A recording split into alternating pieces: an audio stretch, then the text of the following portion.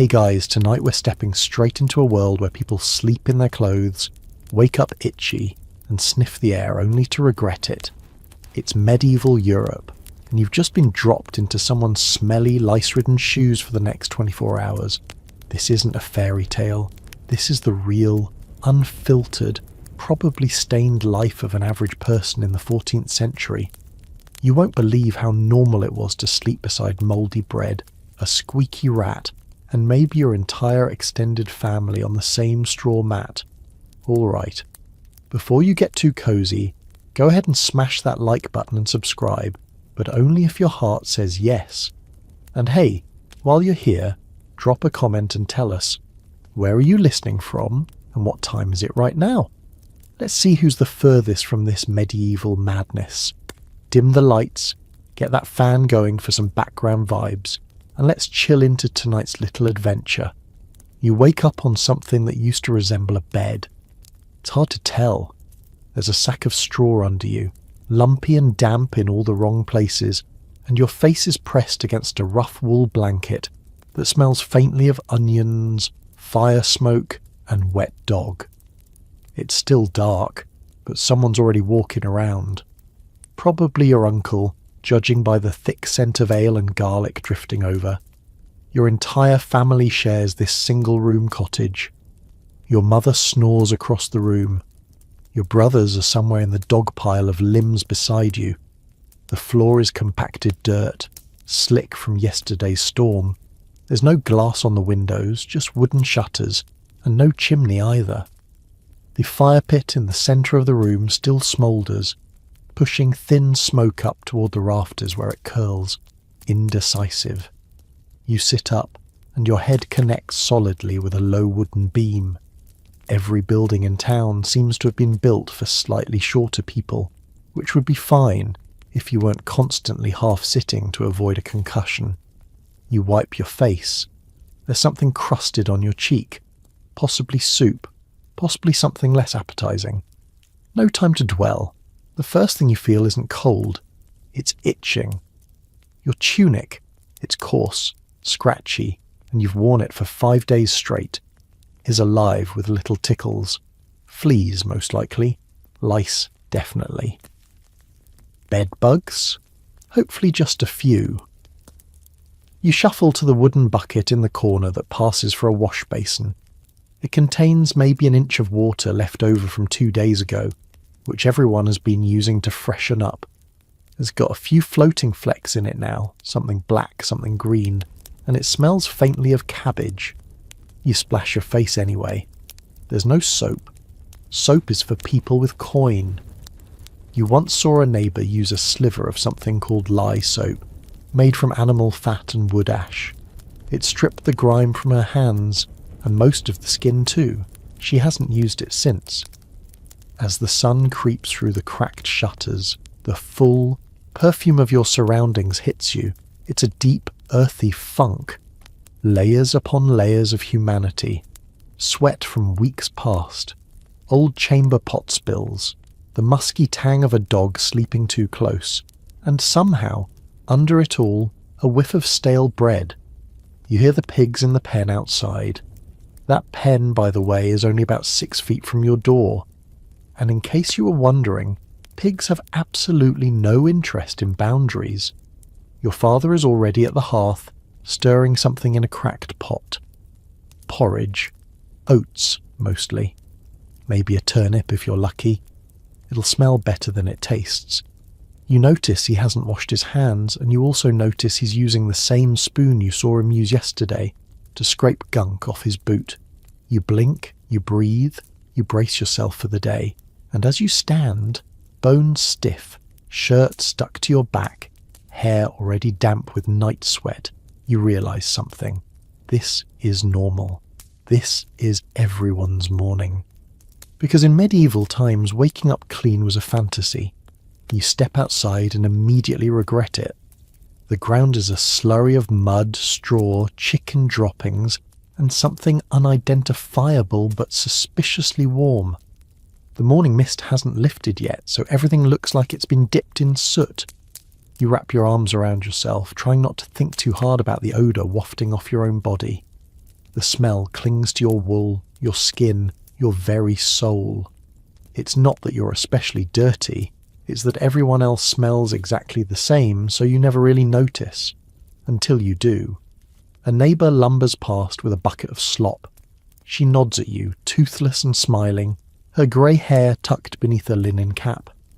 The bucket sloshes and you glimpse what's inside. Yesterday's stew remnants, bones, maybe a fingernail. She's feeding it to the pigs, who live closer to her kitchen than her own children. In town, waste is part of the architecture. Rain doesn't clean the streets, it just moves things around. Gutters are little more than trenches that carry human and animal waste from doorsteps into the nearest ditch or river. And if it's market day, good luck keeping your shoes dry, or honestly keeping your shoes at all. Some folks go barefoot because they've accepted that nothing stays clean. There's a saying going around, don't step in it.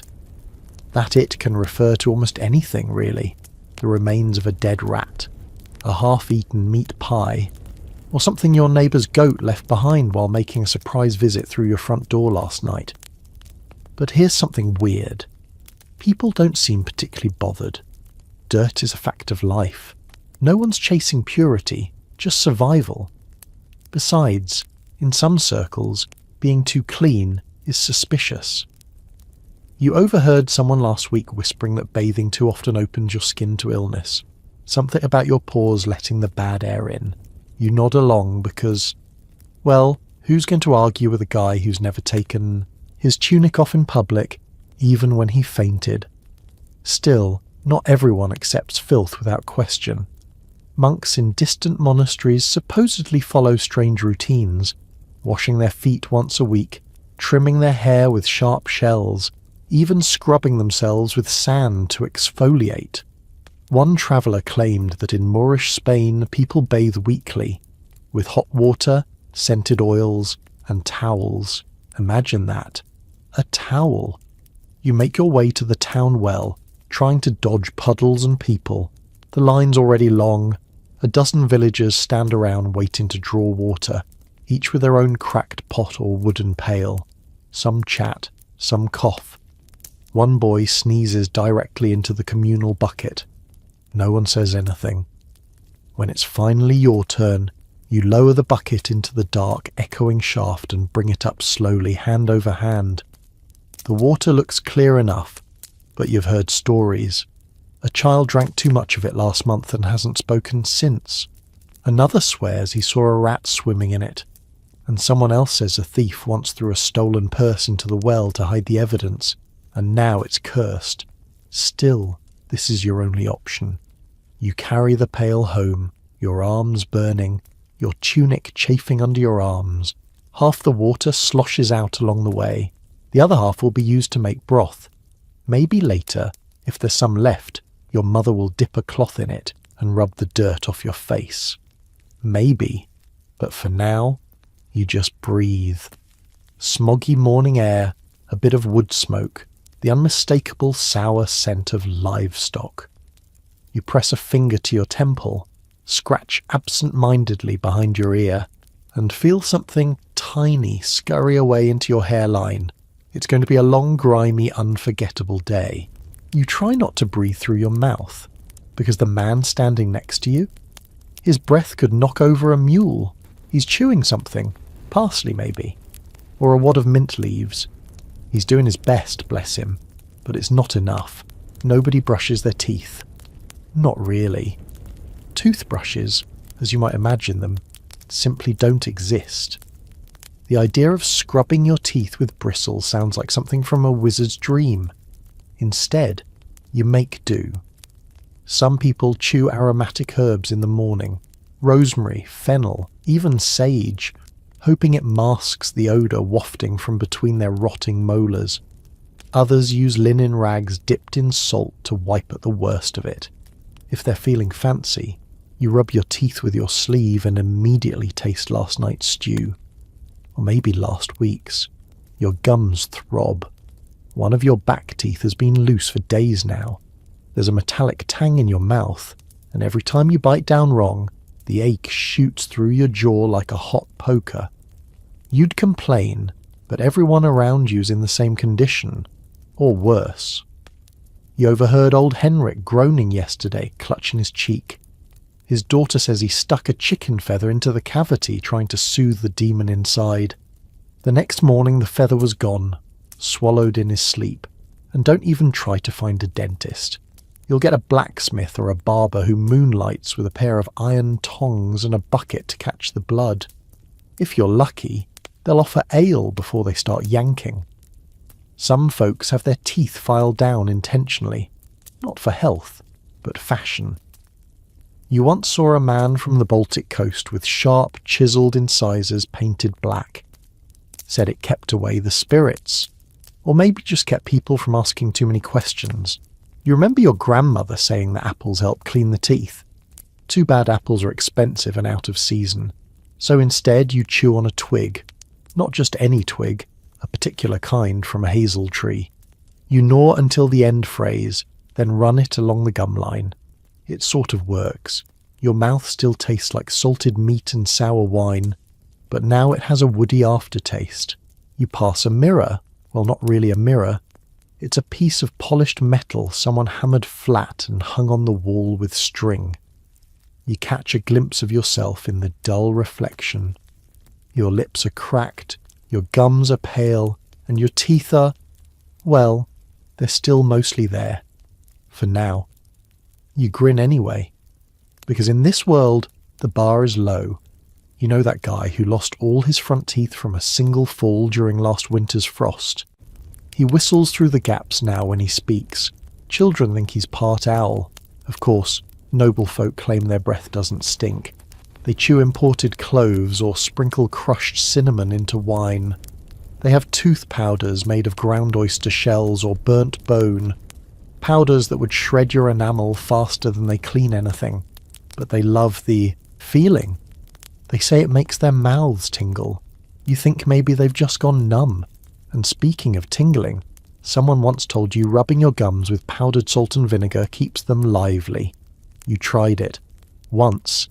It made your eyes water and your tongue go numb.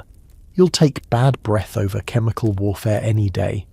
Still, every now and then, you wonder what it would feel like to wake up with a clean mouth. Not minty, not perfumed, just clean. No fuzz on your teeth. No sour coating on your tongue. No mystery bits wedged between your molars from 2 meals ago. But in the meantime, you spit on the ground, give your jaw a shake and hope your molars hold out until harvest season. You step into the market square and it hits you. Everyone has the same sour tang to their breath. Old men arguing over grain, women gossiping near the fish cart, even the priest gently blessing a basket of apples. No one is spared. It's a fog of fermented onions, unwashed tongues, and that unique medieval je ne sais quoi. A man selling eels calls out to you. You nod politely and inch away, but not before catching a good whiff of something that smells like he's been eating salted cod and garlic for a decade, with no water in between. You wonder, idly, how many marriages collapsed over morning breath alone? Not that people marry for romance anyway. It's mostly trade, status, survival. But imagine trying to whisper sweet nothings to someone whose mouth smells like a dead weasel soaked in mead. Courtship must have required true courage, or perhaps more likely truly terrible noses, and yet somehow some people try. There's a fellow who walks the lanes with a pouch of anise seeds, handing them to ladies he fancies. Sweetens the tongue, he says, offering one to you with a crooked smile and a visible molar that looks like it's trying to escape his mouth entirely. You take it anyway. Not the seed, the moment. It's charming, in a vaguely terrifying way. You pop the anise into your own mouth. It's odd, licorice and dirt. But hey, it's better than nothing, at least for a few minutes. You pass by a stall selling tooth tonics, made by a man with more charisma than teeth. He promises miracles, fresh breath, strong gums, even whitening. You glance at his own mouth, 4 teeth, all pointing in different directions. He catches your look. "Do as I say, not as I chew," he jokes. You laugh, then move on. There's another option, of course, not caring. Plenty of folks live long, respectable lives with blackened teeth and breath that could scare away wild dogs. Tooth loss is expected. Some folks even find a kind of dignity in their gappy grins, as if each missing molar is a badge of experience. You remember hearing a bizarre rumour once. In far-off Japan, noble women paint their teeth black on purpose. They call it ohaguro, a sign of beauty, maturity and elegance. Imagine that, turning decay into a fashion statement. But here, black teeth just mean you've lived long enough to earn them. Later in the day, you spot a travelling entertainer performing a puppet show about Saint Apollonia, the patron saint of toothaches. One puppet has a swollen cheek the size of an apple, and the audience laughs when a second puppet yanks his tooth out with a frying pan. A child claps in delight. An old man nods knowingly, rubbing his own jaw. You pause for a moment and feel your gums again. That sore spot is still there. You wiggle the tooth slightly. Still loose. Still hanging on. Maybe by winter, it'll fall out on its own. Maybe you'll end up visiting that barber after all. The one with the stained apron and the hammer he calls Mercy. You sigh. Take another nibble of anise and keep walking. Because in this world, everyone's smile tells a story, and most of those stories end with a tooth in someone else's pocket. The tub is there, sitting in the corner like a promise no one intends to keep. It's wooden, half rotten at the rim, and filled with a layer of dust, a stray sock, and a wooden ladle that someone once used to scoop broth, bath water, and probably ale, possibly on the same day. You stare at it like it's an artifact, and in a way, it is. No one in your household has bathed in weeks, months, if you're honest. The last time anyone used it, it was to soak a piglet with fleas. You remember because the pig bit your uncle and then slept in the tub for 3 days straight. It's not that people don't like being clean, it's just that bathing is risky. The water might be cold and send you into a chill, or worse, the warm water might open your pores and let disease sneak in, like a medieval home invader. That's what people say anyway. A hot bath? That's something monks do when they're feeling indulgent, or Roman ghosts. You've heard of public bathhouses, but those are in towns with stone walls and tax collectors. Here you make do with a cloth, a prayer, and maybe a splash of yesterday's cooking water behind your ears if you're meeting someone important. A woman once bathed twice in the same week. People whispered. "She's trying to hide something," they said, "or seduce someone." Because in this place and time, too much washing makes people uncomfortable. It suggests vanity, loose morals, or, worse, foreign influence. You glance down at your own skin. There's a layer of something, not quite dirt, more like life residue. Flecks of soot from the fire, dust from the road, a smear of something unidentifiable from when the goat sneezed on you yesterday. Your fingernails are a story unto themselves, caked brown, chipped, thick around the edges. You once saw a noblewoman with polished nails dyed pink from crushed berries. You tried it once with beet juice. It looked nice for about 3 minutes. Then a rooster pecked your hand and you went back to dirt. Still, some people find ways to feel refreshed. You remember an old neighbour who would dry rub his arms and legs with rough wool, scrubbing away flakes of skin. Others slap on perfumes, clove oil, rose water, or even vinegar soaked in herbs. Anything that masks the sourness. But bathing, that's an ordeal. First, you have to warm the water over the fire, a task that takes half the day and half the wood pile. Then someone has to pour it into the tub without spilling it all over the floor. Then, of course, there's the sharing, because no one gets their own bath. Oh no, one tub, one water, many bodies. First the oldest, then the next oldest, and so on down the chain. By the time it's your turn, If you're not firstborn or a guest, you're essentially soaking in people soup, and not the good kind. There's a rumour about a family that once bathed in the same water 3 days in a row. By the end, the tub was more stew than bath. They said the baby came out, cleaner than he went in, because all the filth had already dissolved into the broth. Even kings, it turns out, weren't much better off. You heard stories of monarchs bathed by attendants who ladled water over them with silver cups, once or twice a year. Some insisted on being washed with wine, others with milk, Cleopatra style. Not that it helped. They still reeked. You wonder what it's like to plunge into clear water, hot as summer, scented with lavender or lemon balm, to emerge clean, not just rinsed, to feel new. But you shake the thought. That's not your world. Not yet. You sit by the hearth, poking at the ashes with a stick while someone argues over whether it's worth it to heat water just for washing. It's a fair question. Firewood is precious, and smoke clings to every cloth in the room. You've noticed your shirt now smells more like burned onion than your own sweat, which is, in its own way, an improvement. In the background, your cousin is hacking at a log with a blunt axe. She's half distracted and entirely uninterested in bathing. "Why clean what'll be filthy again by supper?" she mutters, and you can't argue. By the time you've walked to the village green, your feet will be caked in mud and sheep droppings anyway. Still, once in a while, someone gets the idea. A proper bath. You've seen it. They roll out the tub, gather pine needles to scent the water, even toss in dried flowers if they're feeling extravagant. It smells like a forest, until someone farts. One woman, Marjorie from down the hill, swears by bathing every holy day.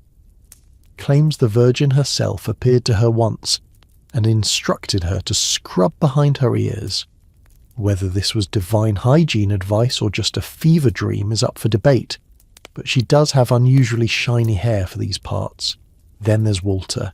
He believes a good washing once every season keeps the demons out of his joints.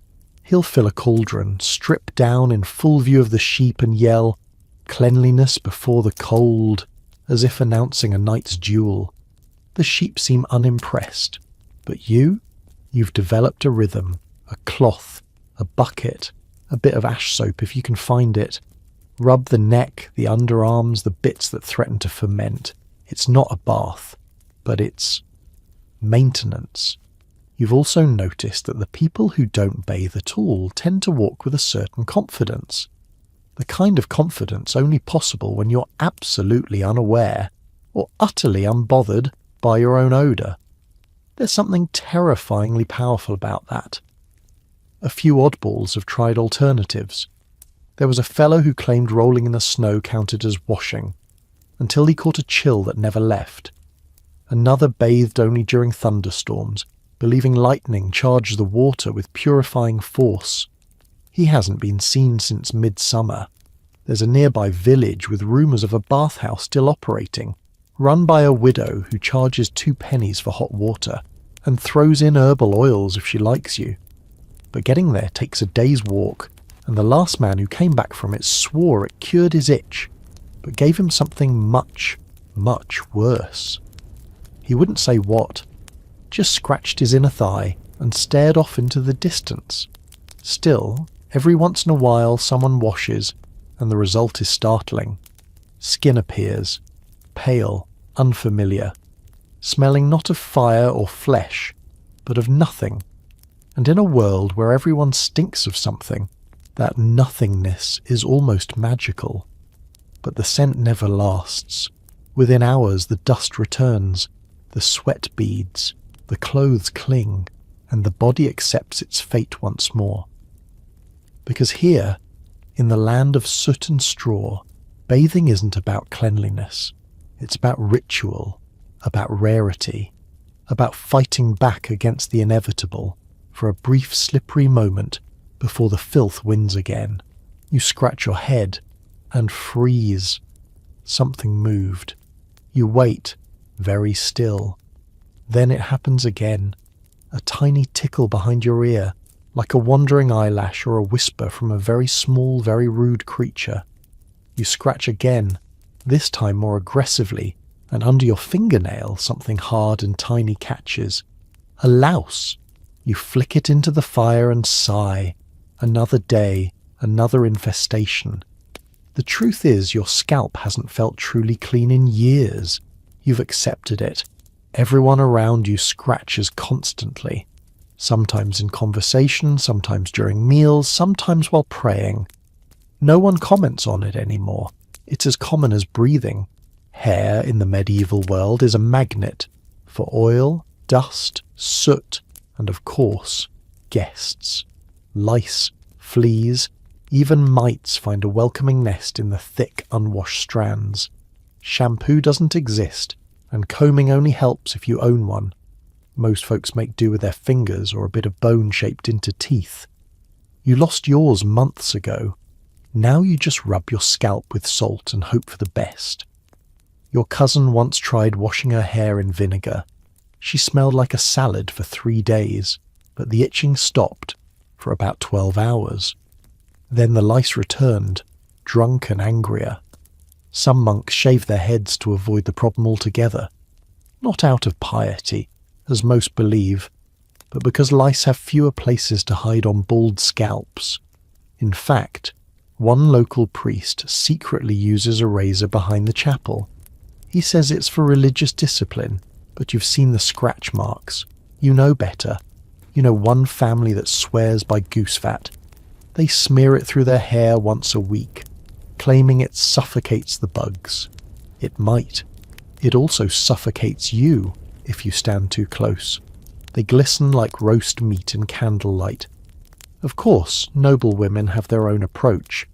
They pile their hair high with ribbons, powders, and sweet-smelling herbs. Underneath it all, though, just as itchy, maybe worse. Powdered wigs don't breathe well. You once heard of a duchess who removed her hairpiece after a summer banquet and discovered it had become a habitat. Mice. A nest. Babies, even.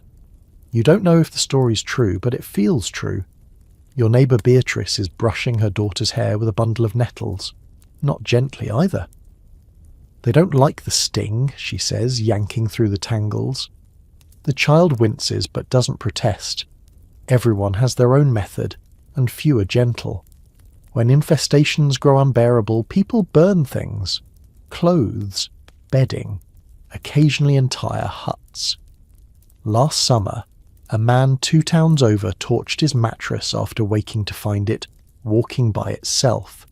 He sleeps on stone now, claims it's peaceful. You've had your own battles. You remember once shaving your head with a dull knife. The itching stopped for a while, but you caught a fever soon after. People said the wind touched your bare scalp and cursed it. You wore a hat for a year just in case. Right now, your own hair is tied in a knot behind your head, greasy enough to hold its shape.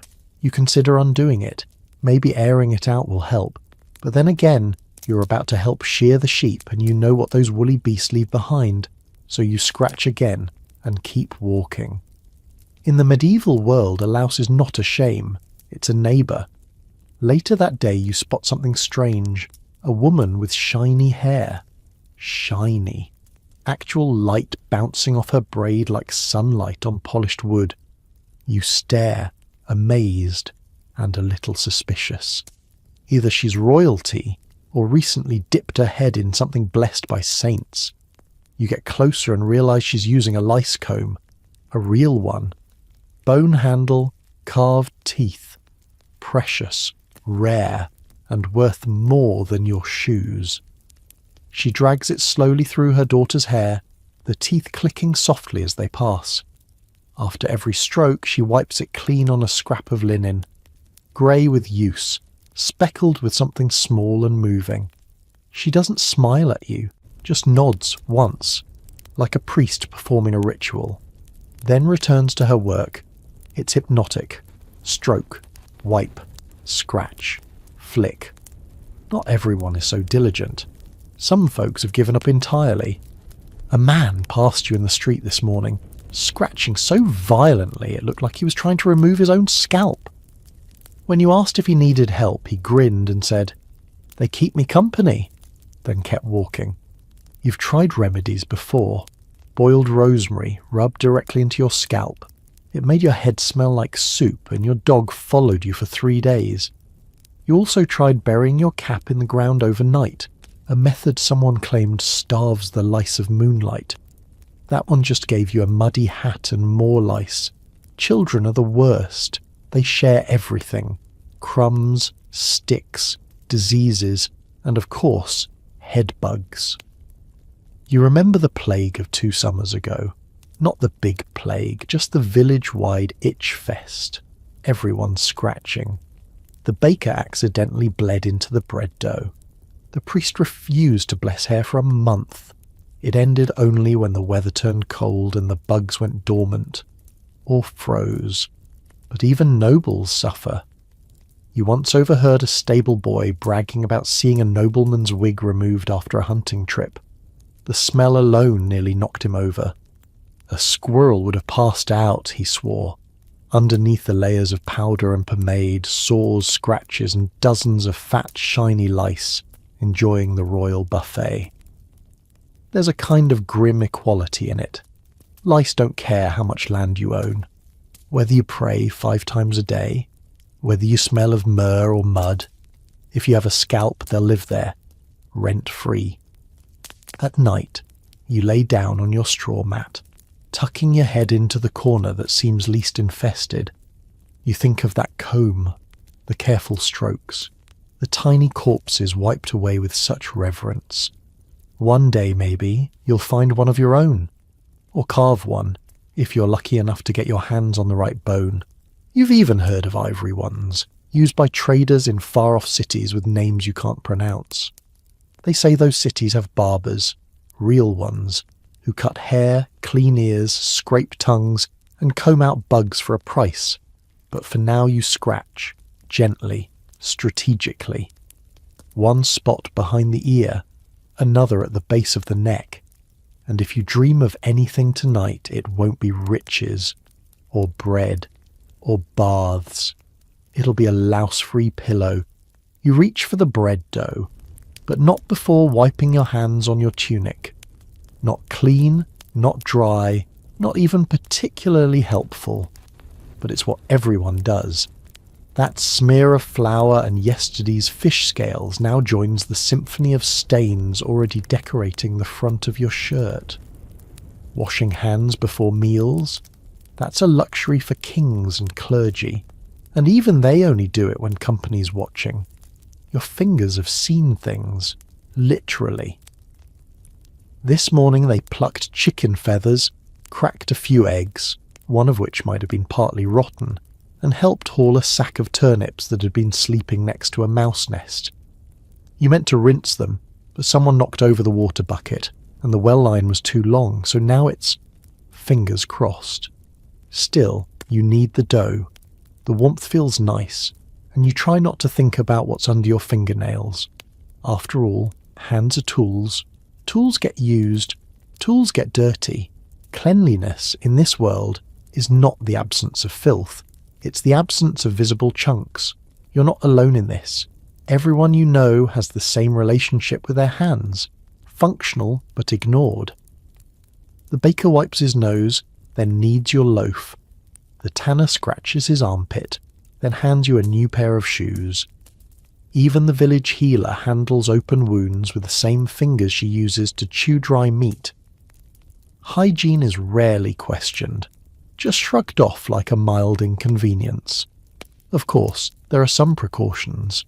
You've seen market women spit on their hands before handling cheese.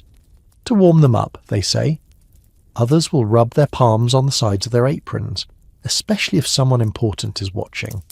There's a sort of pantomime of hygiene, a performance, not because they believe in germs, no one's invented that word yet, but because they believe in appearances.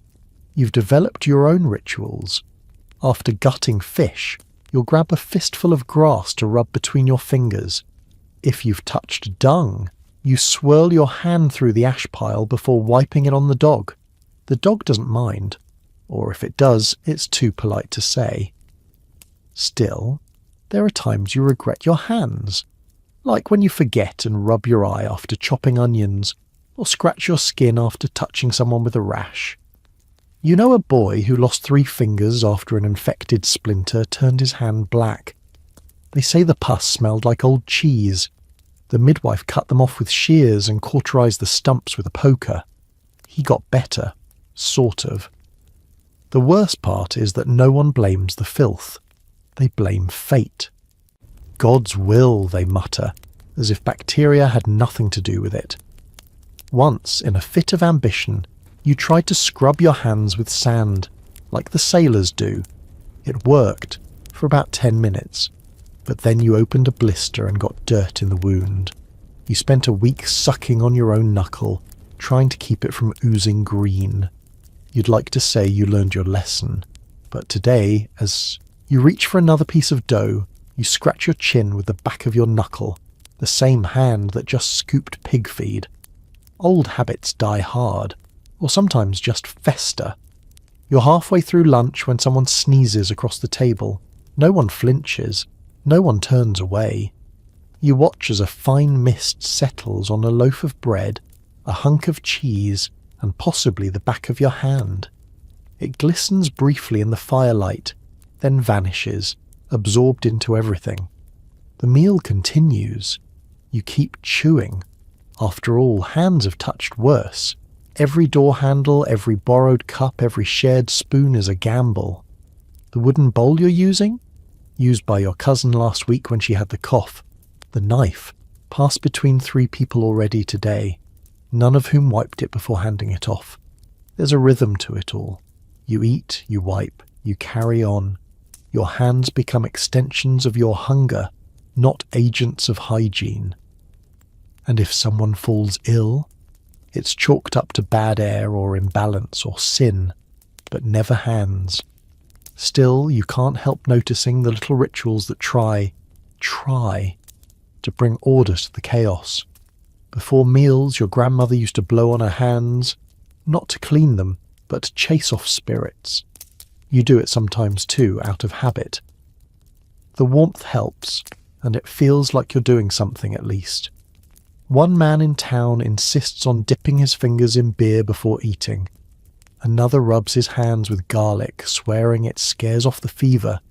His bread always smells awful, but he hasn't lost a digit yet. And then there's the wiping. Aprons, skirts, tunics, anything becomes a towel. You've seen men wipe their hands on the hems of their cloaks, on passing dogs, even on the edges of church pews. Once you watched a woman clean her hands with a goose feather she found under the table. You remember the feather because it got stuck to her sleeve, and she didn't notice for the rest of the day. When things really get grim, say, you've had to clean a privy or wrestle a pig, you might seek out soap. But even that's not simple. Soap here is made from lye and animal fat. It smells like death and burns like sin. People say it scours the devil from the skin. It certainly scours something. You used it once on a rash. The rash went away, the skin came off. Which is why, most days, you just use water. Or you don't. You've come to think of your hands less as instruments and more like living maps. Every cut tells a story. That jagged slice from the knife you dropped, the blister from stirring the stew too long, the faint stain from berries you picked for dye. Your nails are dark, your knuckles dry, and there's always something sticky you can't quite identify on your palm. One winter, your hands cracked so badly they bled when you clenched a fist. You remember wrapping them in strips of old cloth and watching the red soak through like ink. Someone said to rub sheep tallow on them. It worked, sort of, until the dog licked it off while you slept. So you've made peace with your hands. They're not clean, they never will be. But they're yours, and when you finally crawl into bed tonight, you'll curl them against your chest and hope that whatever's growing beneath your nails decides to be kind. You feel the pressure in your gut around mid-morning, not a hunger pang. This one's deeper, more urgent. Nature is calling, loudly, And in the medieval world, answering that call is less a matter of privacy and more a matter of creativity. You look around. There's no outhouse, not even a designated spot. Just a few well-worn paths that lead to the hedgerows, the pig pens or the riverbank, whichever is closer and less crowded. Your house has a chamber pot, a generous term for a chipped ceramic bowl that sits under the bed. Everyone uses it, and no one wants to empty it. You're fairly sure it's still half full from last night, maybe fuller. Your younger cousin once knocked it over by accident. It soaked into the floorboards and took 3 days to stop smelling like despair. Some of the wealthier homes in the village have what they call a privy. It's basically a box built over a hole with a plank to sit on, and if you're lucky, a second plank to keep your feet off the mess below. The best ones are perched over a running stream so the waste disappears, until it comes back, downstream, in someone else's drinking water. You head toward the trees instead, feet squelching through soft earth. You bring a scrap of linen, reused too many times to count, and a stick.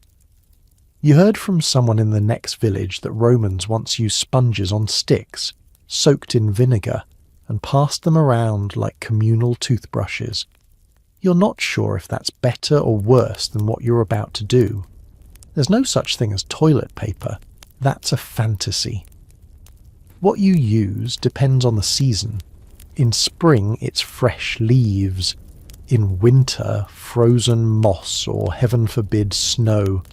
One man swears by corn husks. Another uses smooth river stones. You've even heard of people wiping with old pages from hymnals, though only if they've fallen out of favour with the church. Today it's straw, dry, scratchy, slightly mouldy straw. Not ideal, not even acceptable, but it's what you've got. You find a quiet spot behind a tree and do what must be done. No ceremony, no privacy really. Just a few brambles and a sheep watching nearby with judgmental eyes. When you're done, you bury what you can and walk away, trying not to think about the state of your hands. Again.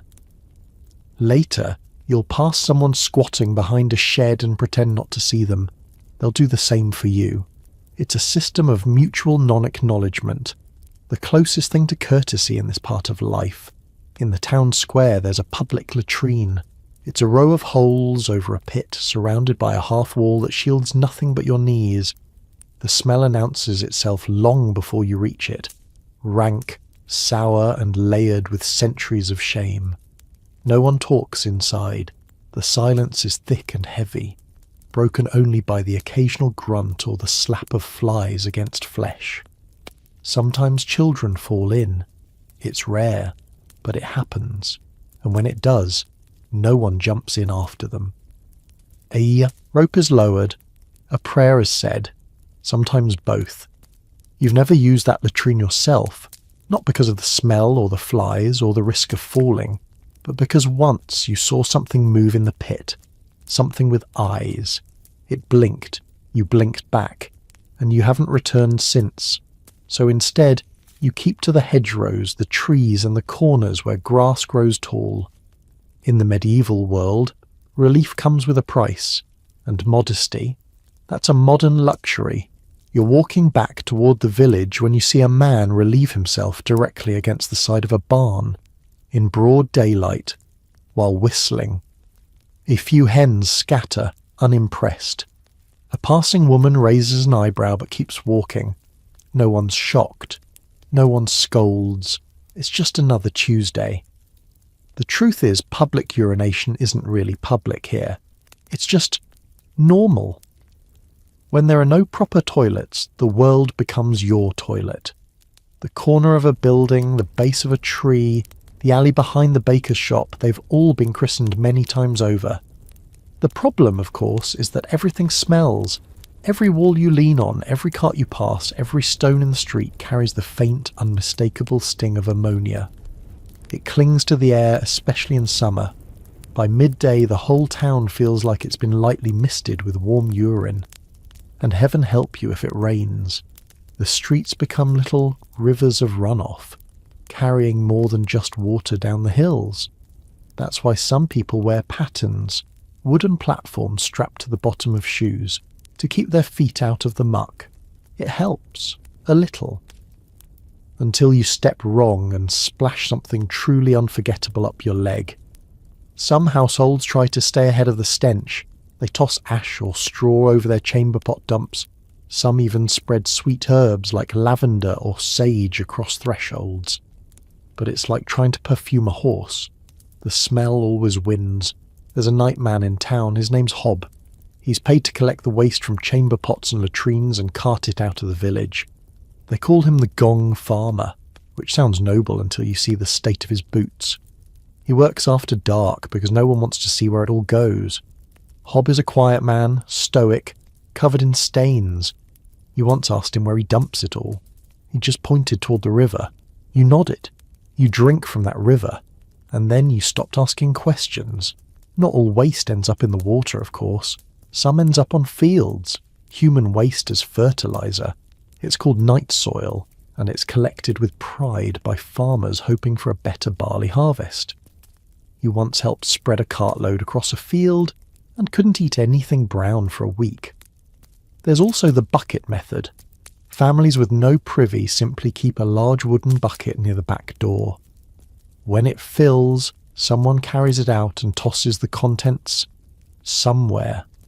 The forest, the ditch, the neighbour's garden if they're not on speaking terms. Once, a man tried to dump his waste discreetly over a fence and missed. His wife made him sleep outside for a week. He claimed he liked the fresh air, and don't forget the animals. Pigs wander freely, sniffing out everything and leaving behind their own contributions.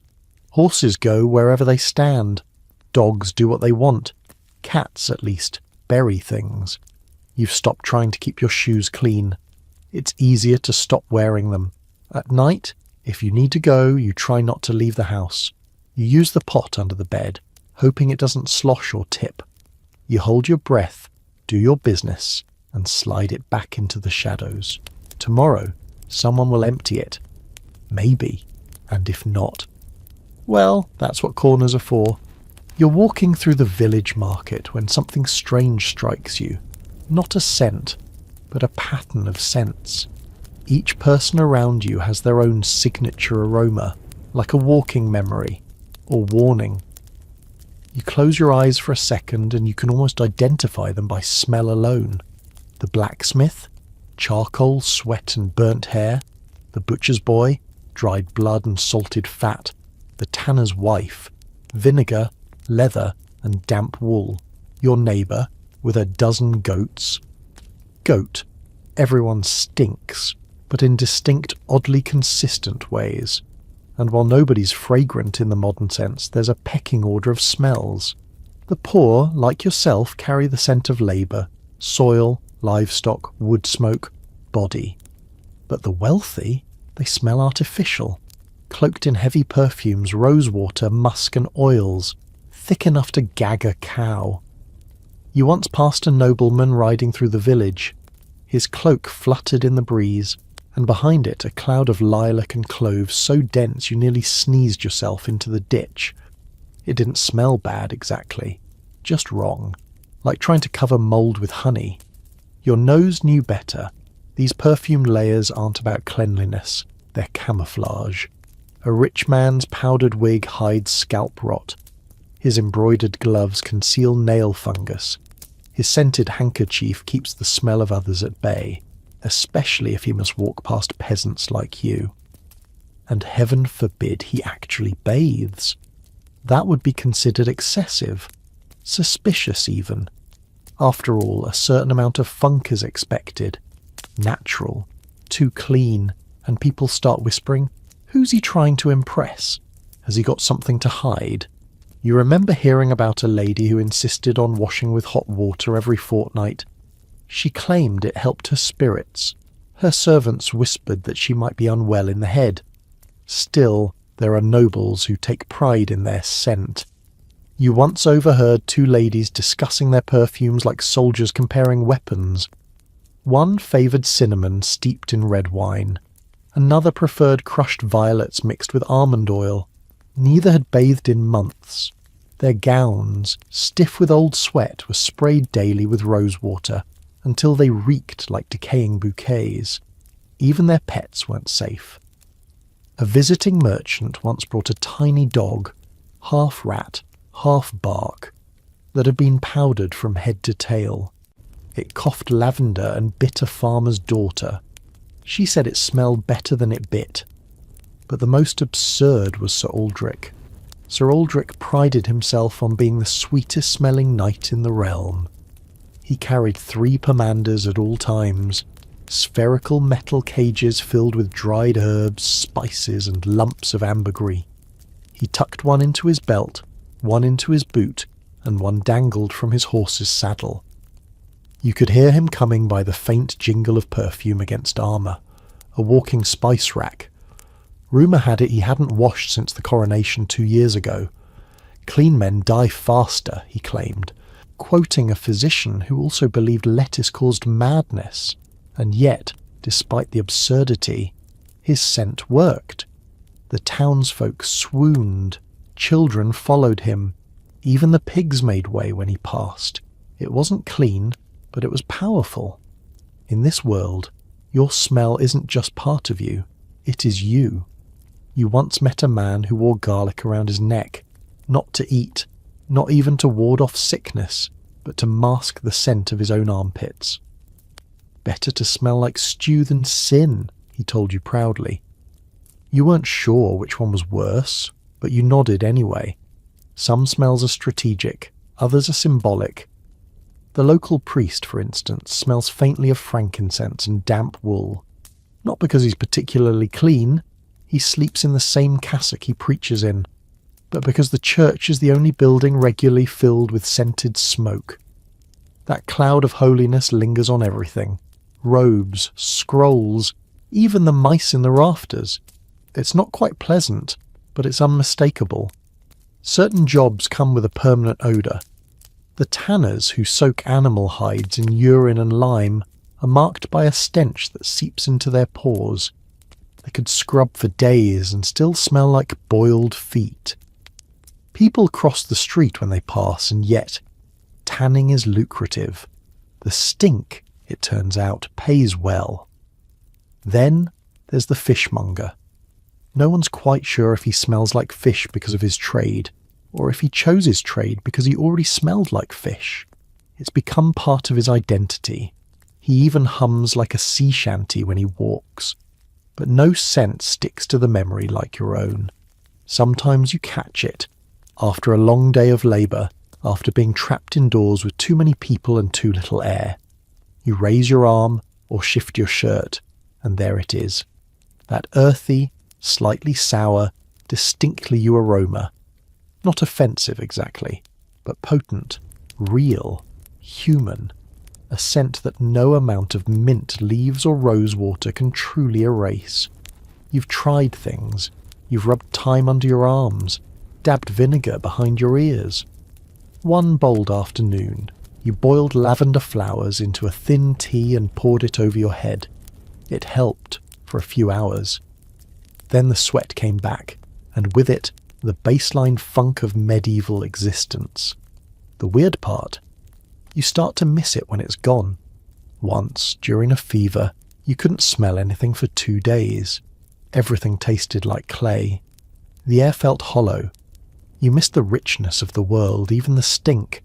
Smell, for better or worse, is how you know you're alive here.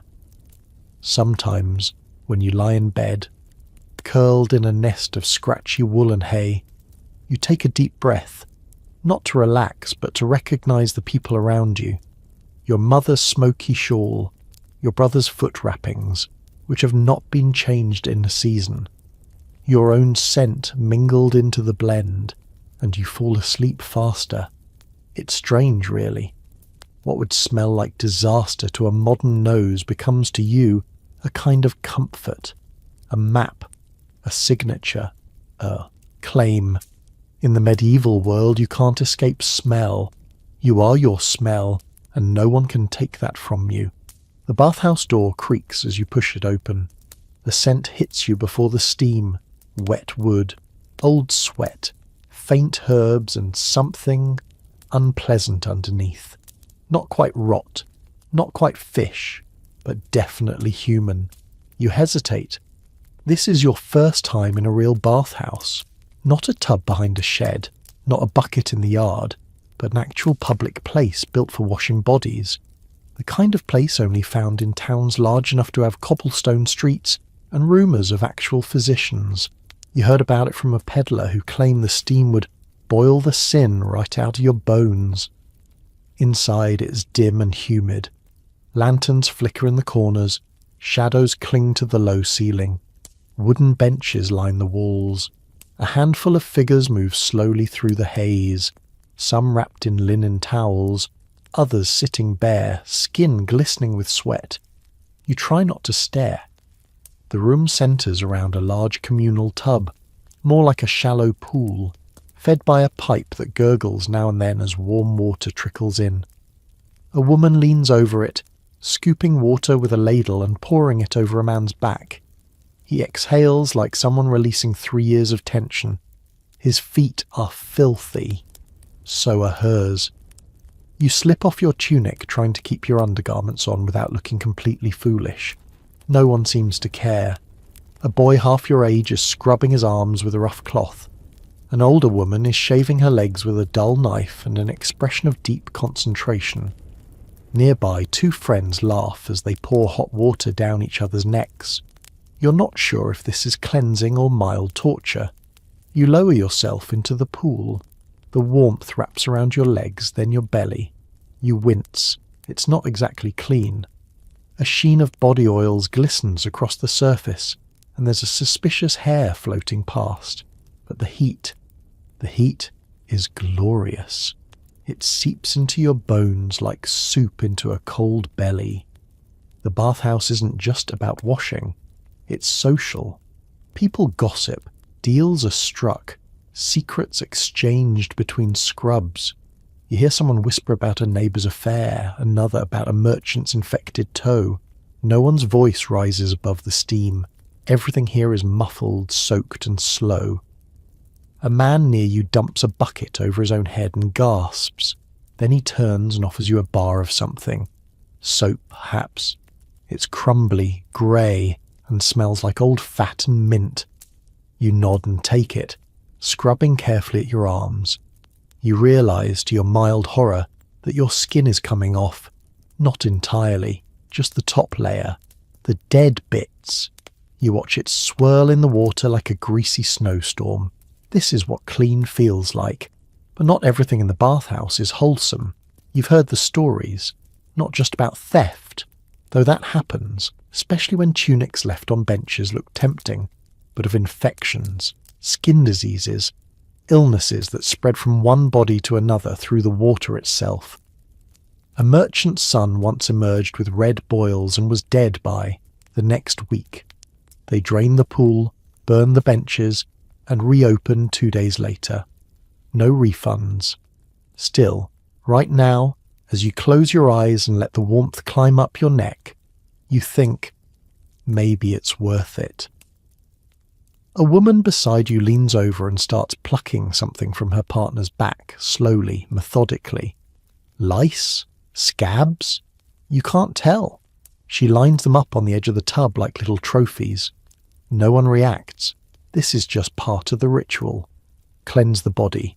Examine the damage. Compare notes. Someone begins singing. A low humming tune. Wordless. Old. It rolls through the steam like a lullaby for the weary. A few others join in, and soon the bathhouse hums with voices layered like warm cloth. You don't know the song, but you feel it in your bones. A man across from you dunks under the water completely. He emerges with a snort, wiping his eyes and beard. Haven't done that since Easter, he laughs. The first one. Someone claps. Someone coughs. Everyone smiles. Then the door opens. In walks a woman in fine clothes. Well, what were fine clothes? Her embroidered sleeves are rolled up, her bodice loosened, but she still carries herself like someone used to silver cups and scented sheets. She says nothing, just nods once and sits on a bench. The bathhouse quiets, not out of fear, but curiosity. Nobles rarely bathe here. Too dangerous, too common. But perhaps, like you, she reached a breaking point. Perhaps her perfumes failed. Perhaps she simply wanted to feel clean, truly clean, even for a moment. Someone offers her soap. She accepts it wordlessly. The water sloshes gently as people shift and stretch. You begin to feel the chill creeping in. Warm water never stays warm for long in a room with open rafters. Someone asks if the fire needs stoking. Another grabs a pail and trudges outside for fresh water. The door creaks again. A blast of cold air slips in, stealing your breath for a second. You know it's time to leave. Rising slowly, you feel the strange weightlessness of a freshly bathed body. Limbs relaxed, skin tender. You drip across the floorboards and wrap yourself in your tunic.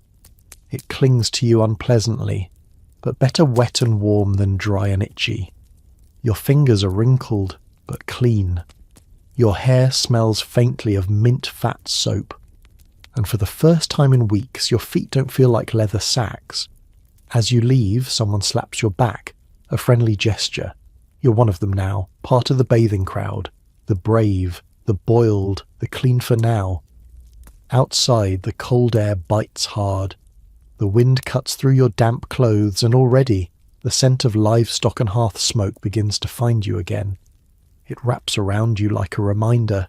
This is temporary. Within an hour, you'll be sweating.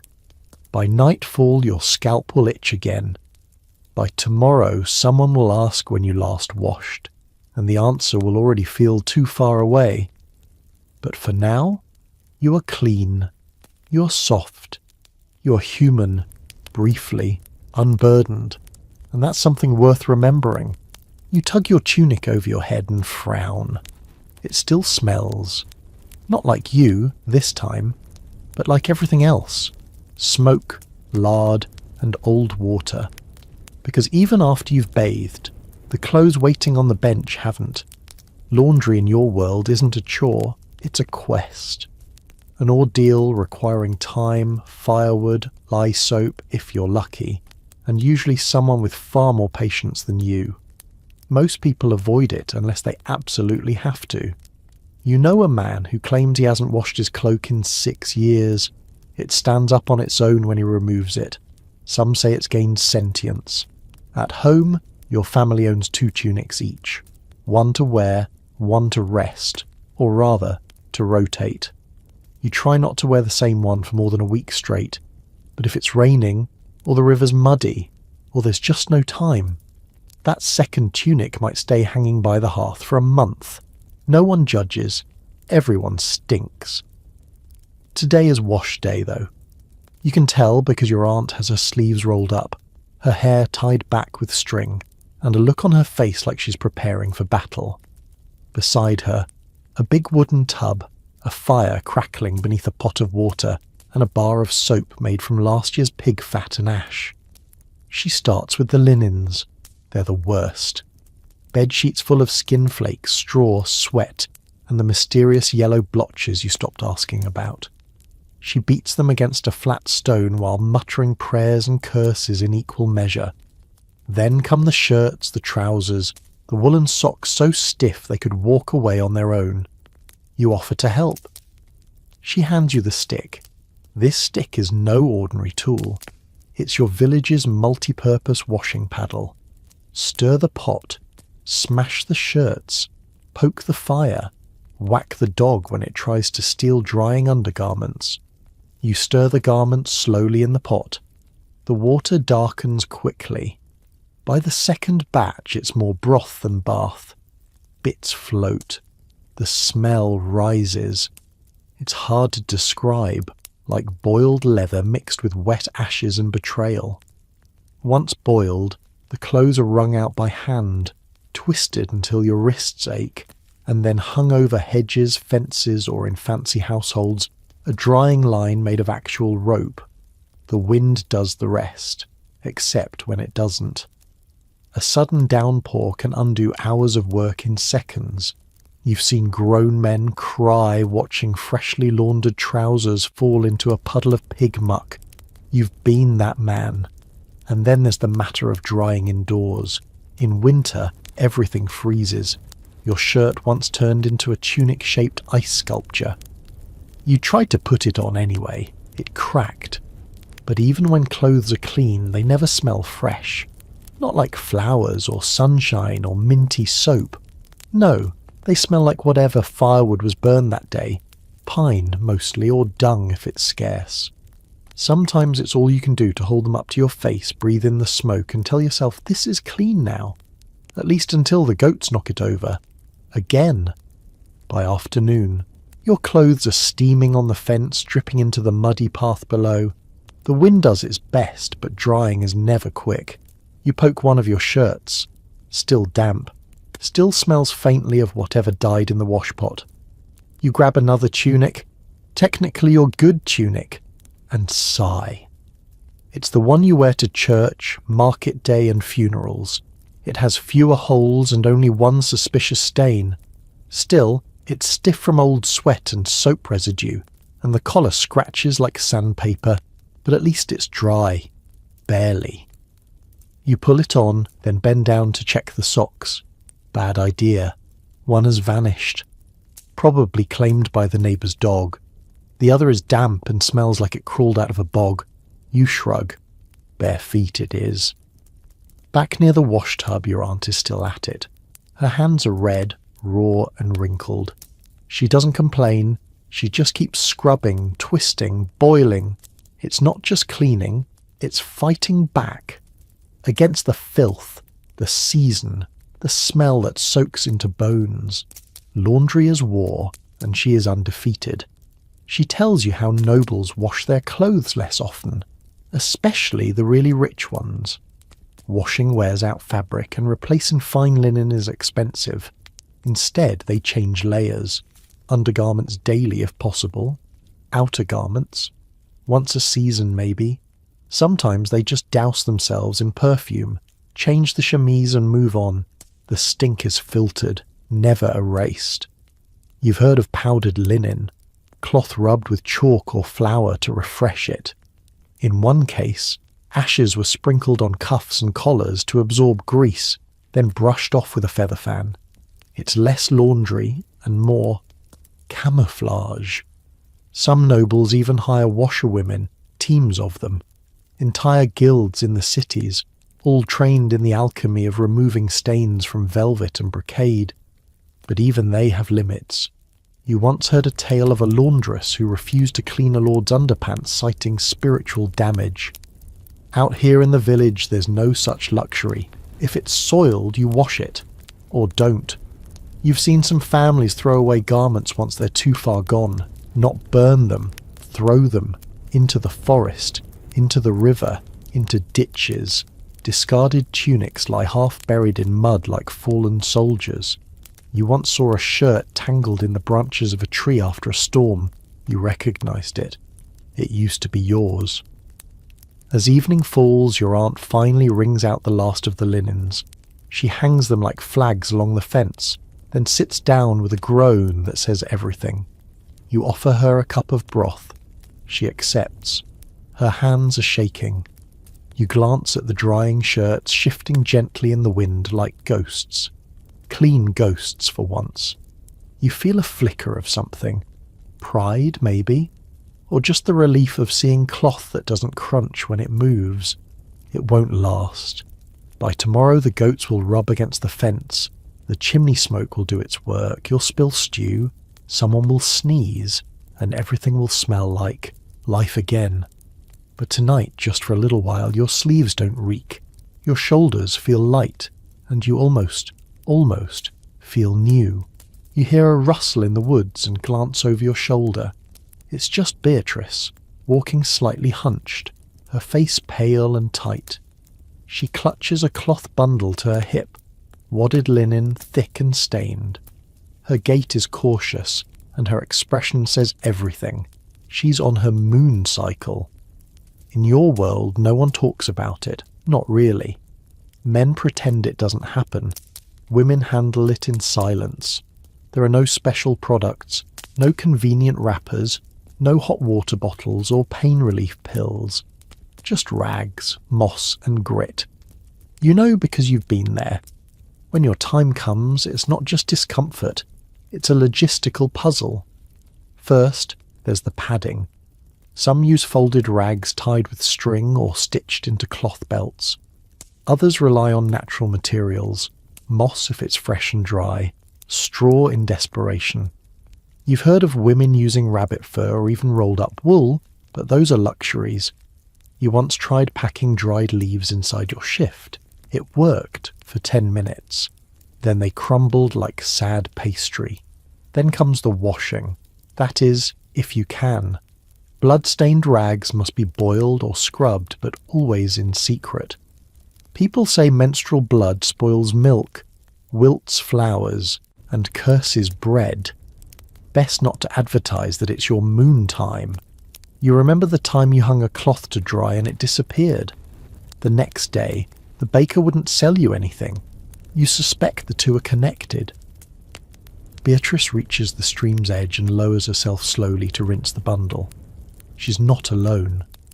2 other women sit nearby, backs turned to one another, pretending not to see. It's like a silent understanding, mutual invisibility, no eye contact, no questions. You wash, you squeeze, you go. And if someone does speak, it's in code. She's gone quiet this week, they'll say. She's lighting more candles. She's got the red thread. You overheard a midwife once tell a young girl, your monthly penance is just part of womanhood, like scrubbing floors or biting your tongue. The girl nodded, blinking fast. That same night, you saw her in the woods crying, clutching her belly with both hands. There are no remedies, at least none that truly work. Some chew willow bark for the pain. Others carry charms, dried frog parts, rings etched with Latin phrases, even a spoon blessed by a priest. You once tried tying a red ribbon around your waist. It didn't help, but it made you feel braver. If you live near a nunnery, you're lucky.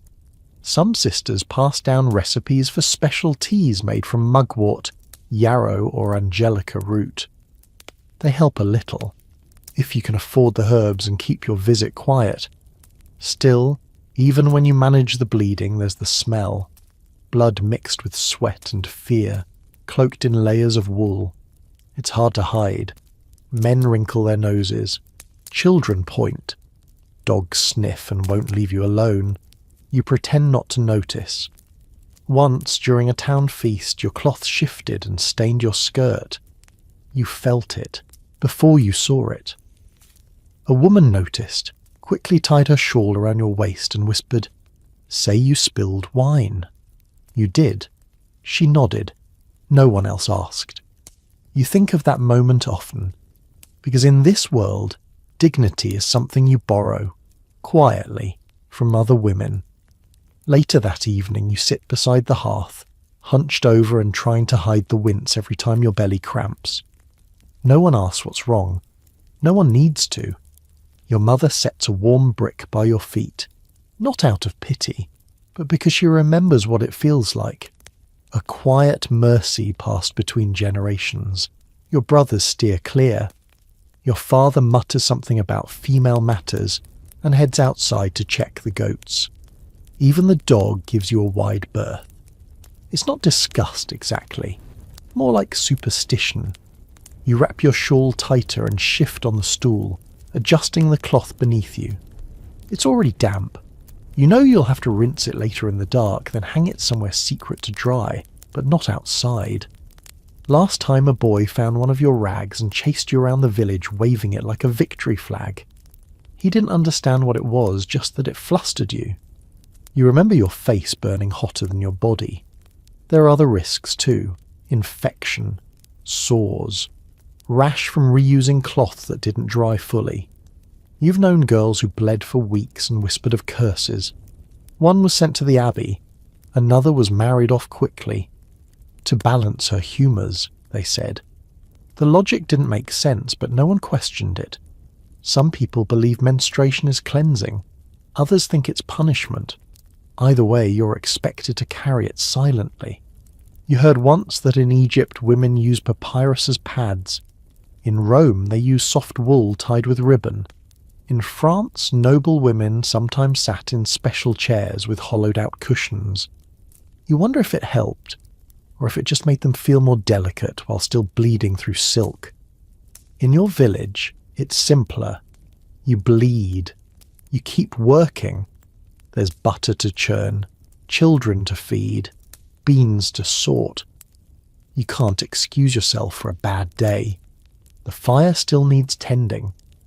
And if you're short with someone, snapping at your sister or snapping a twig in frustration, someone will mutter, "She's on the rag," and others will nod like they've solved a riddle, like your body's rebellion is some personal failing.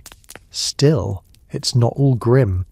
You remember once during planting season when 3 of you were bleeding at the same time.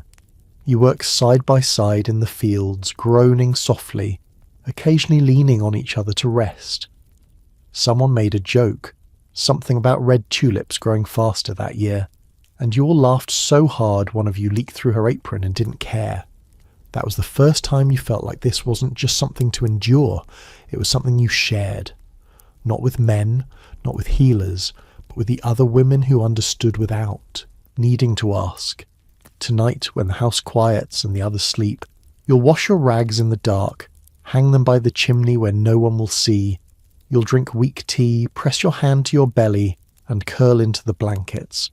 And in the silence, you'll know there are others, down the lane, across the fields, in the next village, doing the same, bleeding, hiding, enduring, and tomorrow you'll rise like nothing happened. 'Cause that's what women do here. You're hunched over a wooden table chewing on something that was technically meat. At least once. It's grey now. Tough. Smells faintly of sour ale and old rope. You chew anyway. Meals in the medieval world are a gamble, and your stomach knows it. Sometimes you win.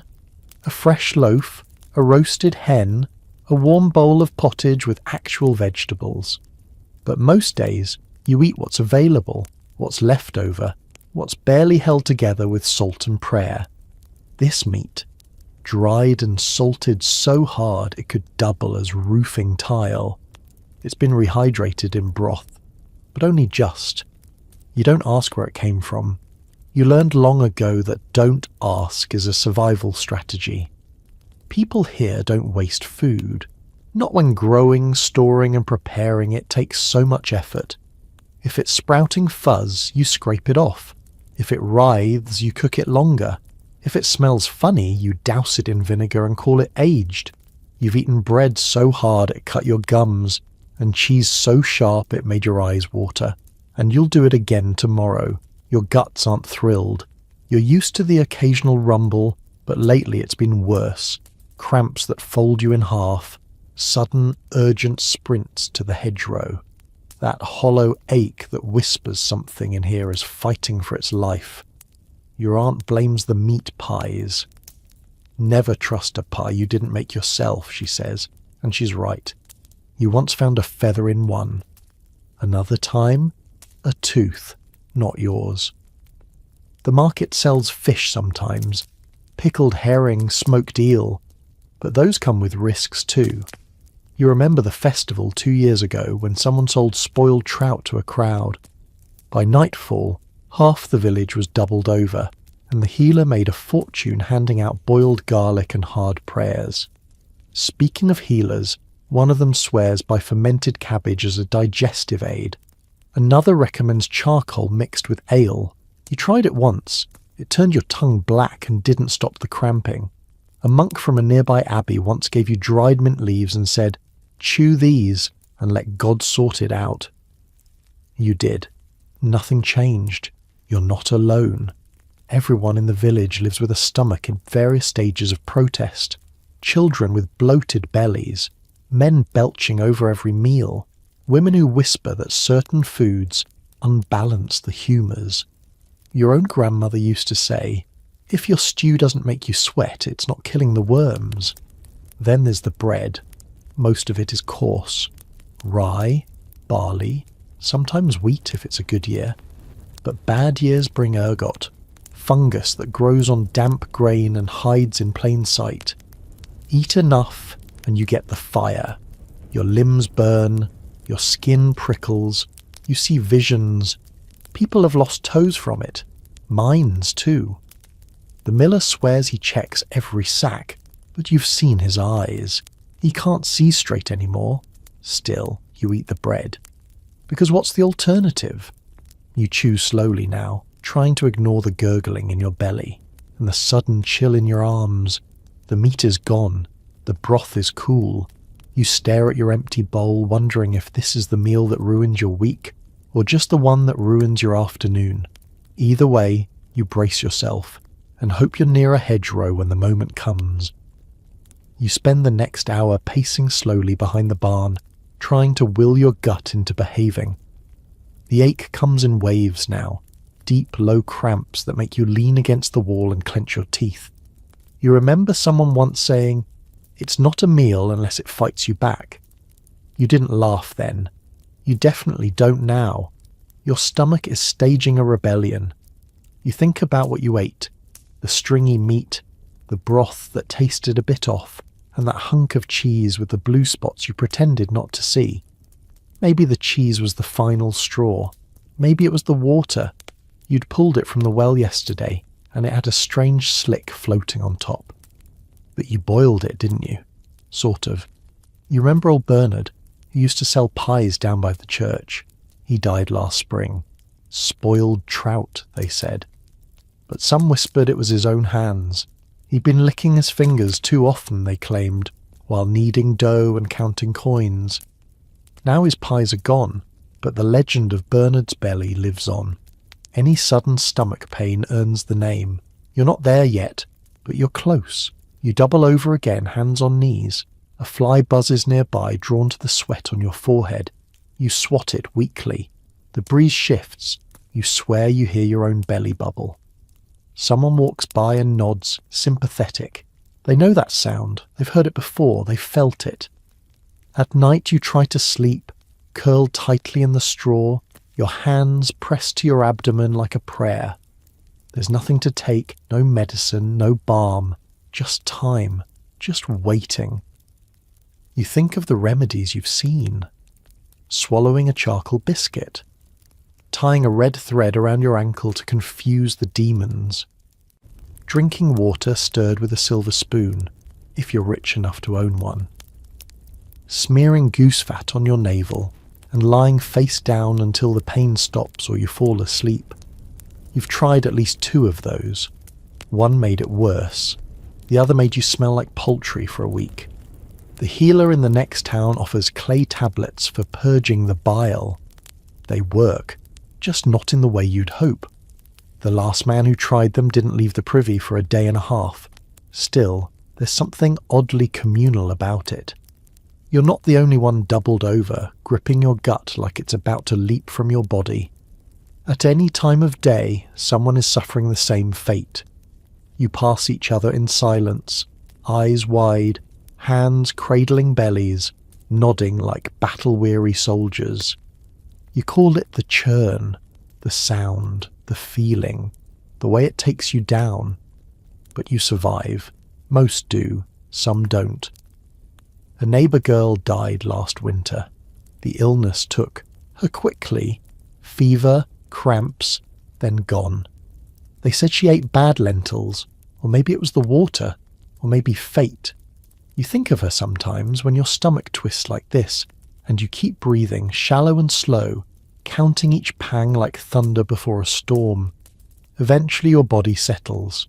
The pain dulls. You drift into sleep, weak but relieved.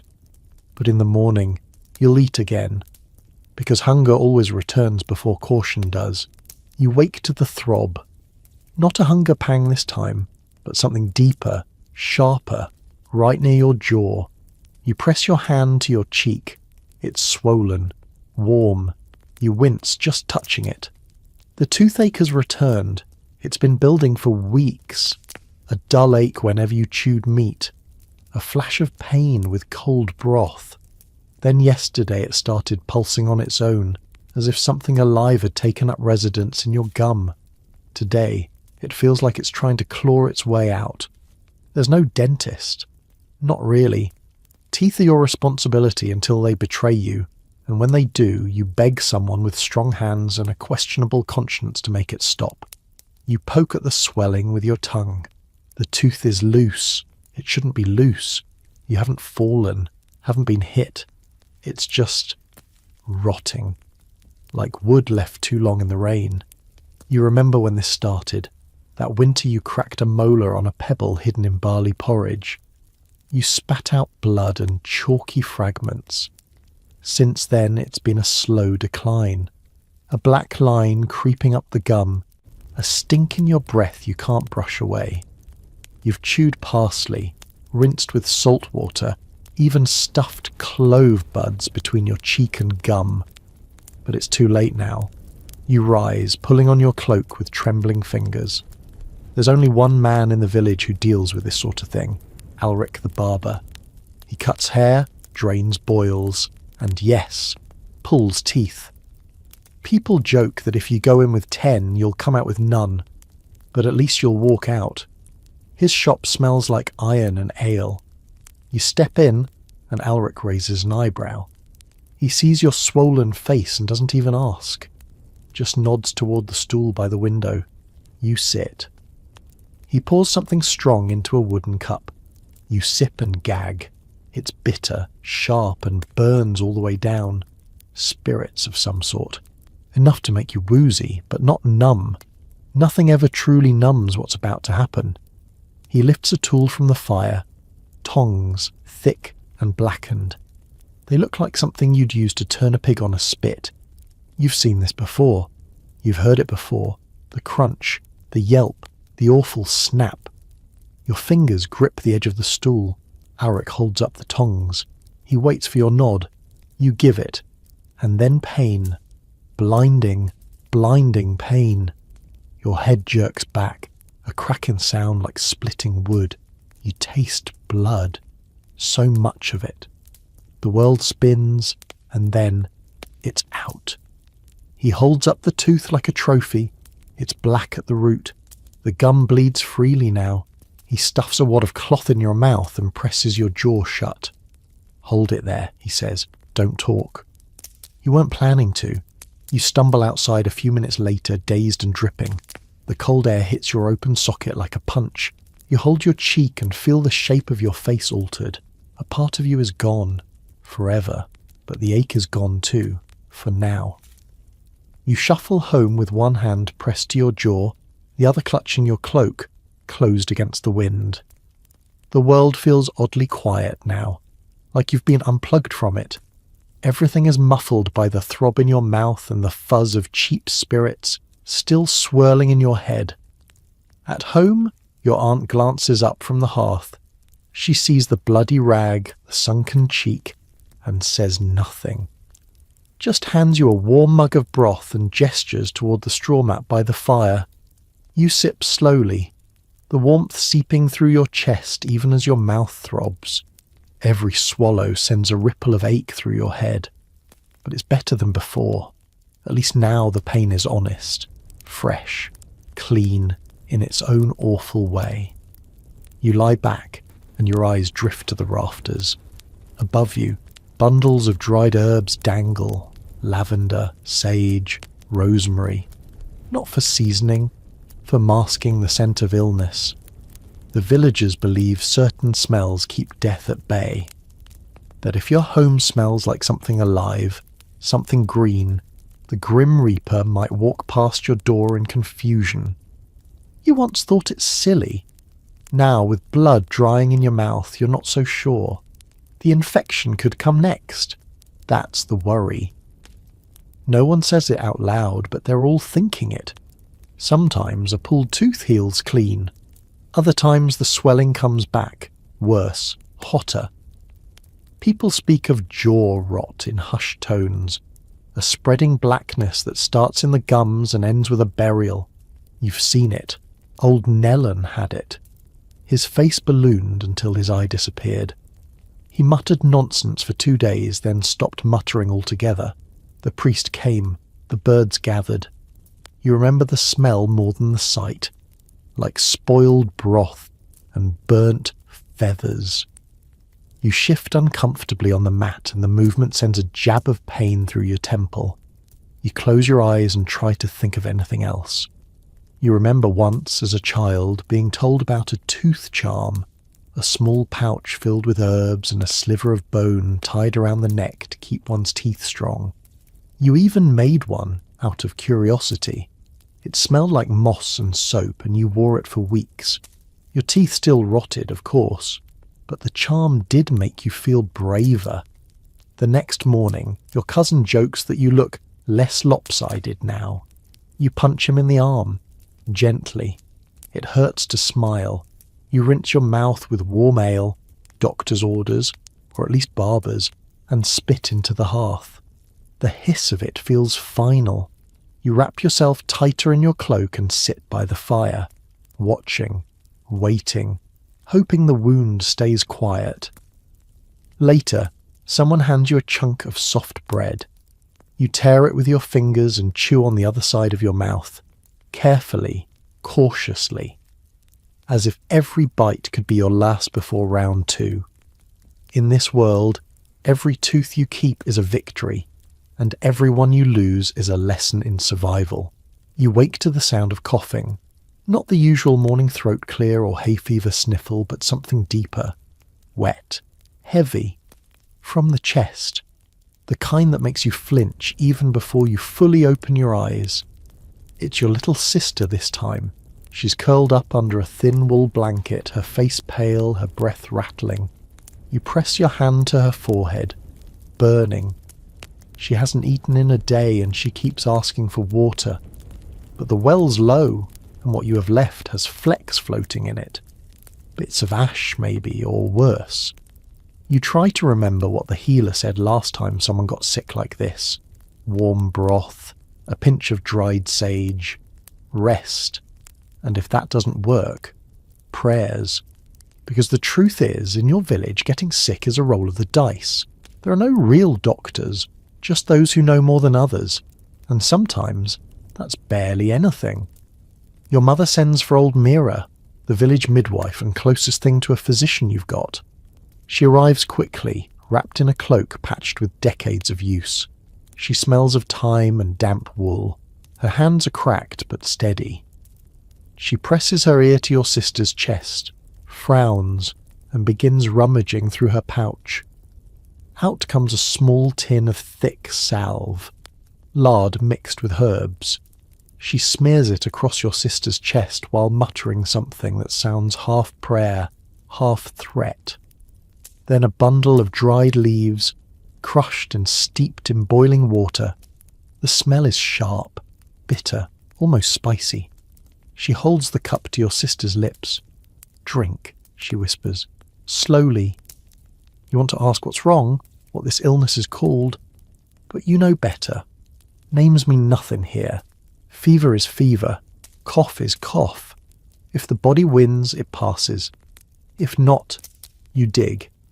There are rumours of real hospitals in the cities, places run by monks, with tiled floors and shelves of bottles and beds with sheets, but they're far away, and most are full of plague victims or soldiers who've lost limbs.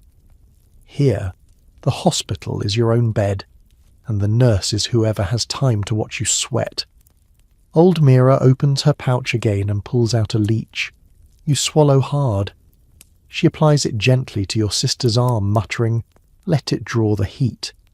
You've seen this before. Bleeding is a cure for everything, they say. Bad blood, bad luck, bad humours. You once watched Mira put 6 leeches on a boy with swollen legs. He lived. Another time she tried the same with a girl who couldn't breathe. She didn't. You don't like your odds, but you trust Mira. She's seen more sickness than anyone else alive in this village, and she's still standing. Later she instructs you to keep your sister warm, feed her broth, and pray. She leaves behind a small bundle of herbs and a clay vial filled with bitter syrup.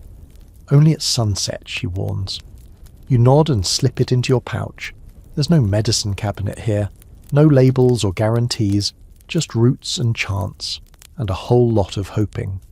Night falls like a blanket, but your sister's fever only rises. She shifts under the covers, mumbling nonsense, fragments of lullabies, half-formed prayers, the names of goats that died seasons ago. You press a damp cloth to her forehead, but it dries within minutes. Her skin is hot and slick, her breath short and sharp. You glance at the little clay vial mirror left behind. The liquid inside is dark and smells like crushed garlic and mud. You hesitate. What if it's too strong? What if it's not enough? But she's burning. So you hold her head gently, tip the vial to her lips, and hope. She swallows, barely. The room is quiet except for her breathing and the low hiss of the fire. Your mother stirs more broth in the pot, though none of you are hungry. She doesn't speak, just keeps stirring. The rhythm is steady like a heartbeat. Your father paces outside, not because he doesn't care, he does. But illness is a woman's world and he's helpless in it. So he walks in circles, muttering to the stars.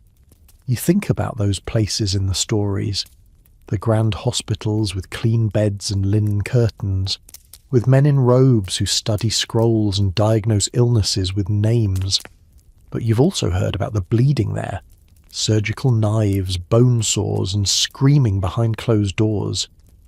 Maybe there is no safe place to be sick. You remember a boy who got the pox last winter? The blisters spread like wildfire. They kept him in the tool shed, swaddled in blankets, fed through a slit in the door. He lived, but he doesn't speak anymore, just stares, scratches at scars that never truly faded. And then there was the man from 2 villages over who travelled to the monastery clinic. They cut a hole in his skull to let out the fever. He made it back eventually, walking slow, eyes half closed. He died a month later from a bad tooth. Now you watch your sister sleep, or try to. Every time her breath hitches, your stomach knots. You lay a hand on her chest, just to feel it rise and fall. Rise, fall, still here, still fighting. Old Mira said rest is half the cure, so you try to sleep beside her, curled against the cold stone wall. But every creak of the rafters makes your eyes snap open. Every cough feels like a dagger. By morning the fever breaks.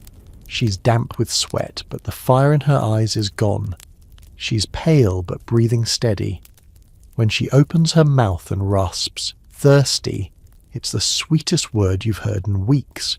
You hand her water, real water, and she drinks. Outside the birds begin to sing. The sun creeps through the shutter cracks. The fire has died down, but no one moves to stoke it. You're too tired, too grateful. She sleeps again, this time soundly. And you do too, finally, head resting on her blanket, your palm still lightly on her chest. Not everyone gets better here, but today she did. You're thirsty, not a little. Not the kind of thirst that goes away after a few sips. This is a thirst that clings to your throat, dry as old parchment, and spreads down your chest like dust. You want water. But in the medieval world, water is never simple. You walk to the well, clay jug in hand, and already your stomach tenses. Because sometimes the water's fine, and sometimes it's not. You remember the story of little Edric, who drank from the lower stream after market day and didn't last the week. They said he caught river fever, but everyone knows what really happened. Someone upstream dumped their chamber pot into the water, or washed out a bloody rag, or worse. There are no filters here, no boiling, unless you've got firewood and time, just faith and your nose. You reach the well. It's not deep, just a circle of stone and a rope with a creaky wooden bucket. A few others are already there, 2 women whispering, a boy swatting flies off a donkey. 1 woman draws the water, sniffs it, then pours it back. The boy fills his jug anyway. Your turn comes. You lower the bucket slowly, trying not to splash too much. It touches bottom with a wet slap. You pull, hand over hand, the rope cutting into your palms. When it reaches the top, the water looks clear enough. A few bits of floating debris, maybe straw. You sniff, slightly earthy. Better than last week's when it smelled like rotting onions. You drink. It's cold. That's the best part. It numbs your tongue and chases the dryness from your throat. You try not to think about what else might be in it. Because here, water is judged not by purity, but by survival rate. Some people refuse to drink it at all. They stick to ale, weak, warm, and sour, but boiled during brewing, which makes it safer. Even children drink it. You've seen toddlers sip from mugs the size of their heads. At least it doesn't kill them, usually. Your grandmother never drinks water. She says it's the devil's soup. She boils barley and drinks the strained liquid instead. Swears it keeps her bowels moving and her soul intact. She's 82, so maybe she's onto something. The priest only drinks rainwater collected in a carved stone basin. He claims it's holier, but you once saw a bird bathing in it. Twice. Still, when the thirst is deep, when the heat is rising and your lips are cracked, nothing hits like water, even with the risk. There are tricks, of course. You can try to collect dew in cloths and wring them out. You can scoop water from beneath moss where it runs clearer. You can even let muddy water settle in a bowl for a day, skimming off the top carefully. You've done all of those. Once, in desperation, you drank from a puddle near the tanner's yard. The cramps lasted for 3 days. You learned your lesson. Sort of. Because here, thirst wins, and clean water, clean anything, that's a hope, not a guarantee. By the time you return from the well, the sun is high, and your jug sweats in your hands. You take another sip. The water's already warm, slightly metallic, with a hint of something green. Still, it's better than nothing. It settles in your belly like a cold stone. Your brother passes you in the lane with a bucket, sloshing as he walks. Got it from the upper spring, he brags. That spring's closer to the woods, fed by a trickling stream. But you've seen animals drink from it, seen them in it. And upstream, that's where the swineherd dumps the old straw. You shake your head. No thanks. Later in the day, a merchant comes into town selling flasks of something he calls pure wellspring. The price is outrageous, half a chicken or a sack of barley, but people gather around anyway. The liquid inside the flask sparkles in the sun, clearer than anything you've seen. Someone buys a bottle, pops the cork and sniffs. Smells like nothing, she gasps. You look at your own water and sigh. There are rumours, of course. Travellers speak of Roman aqueducts, miles of clean water flowing from mountains to cities, of fountains in the Moorish south where water dances and sings. One man swore he bathed in a marble pool and drank water so clean he saw his reflection in it. Here you see your reflection in puddles, and what looks back is tired, sunburned, and a little grimy. Still, people try. A few households have learned to boil their water, if they've got time, if they've got firewood, if they don't mind the taste of soot. You've done it before. Boiled river water in a kettle and watched the scum rise to the surface like ghosts leaving the body. It helped. Until the kettle cracked from age and no one had coin for another. The worst is when water runs low.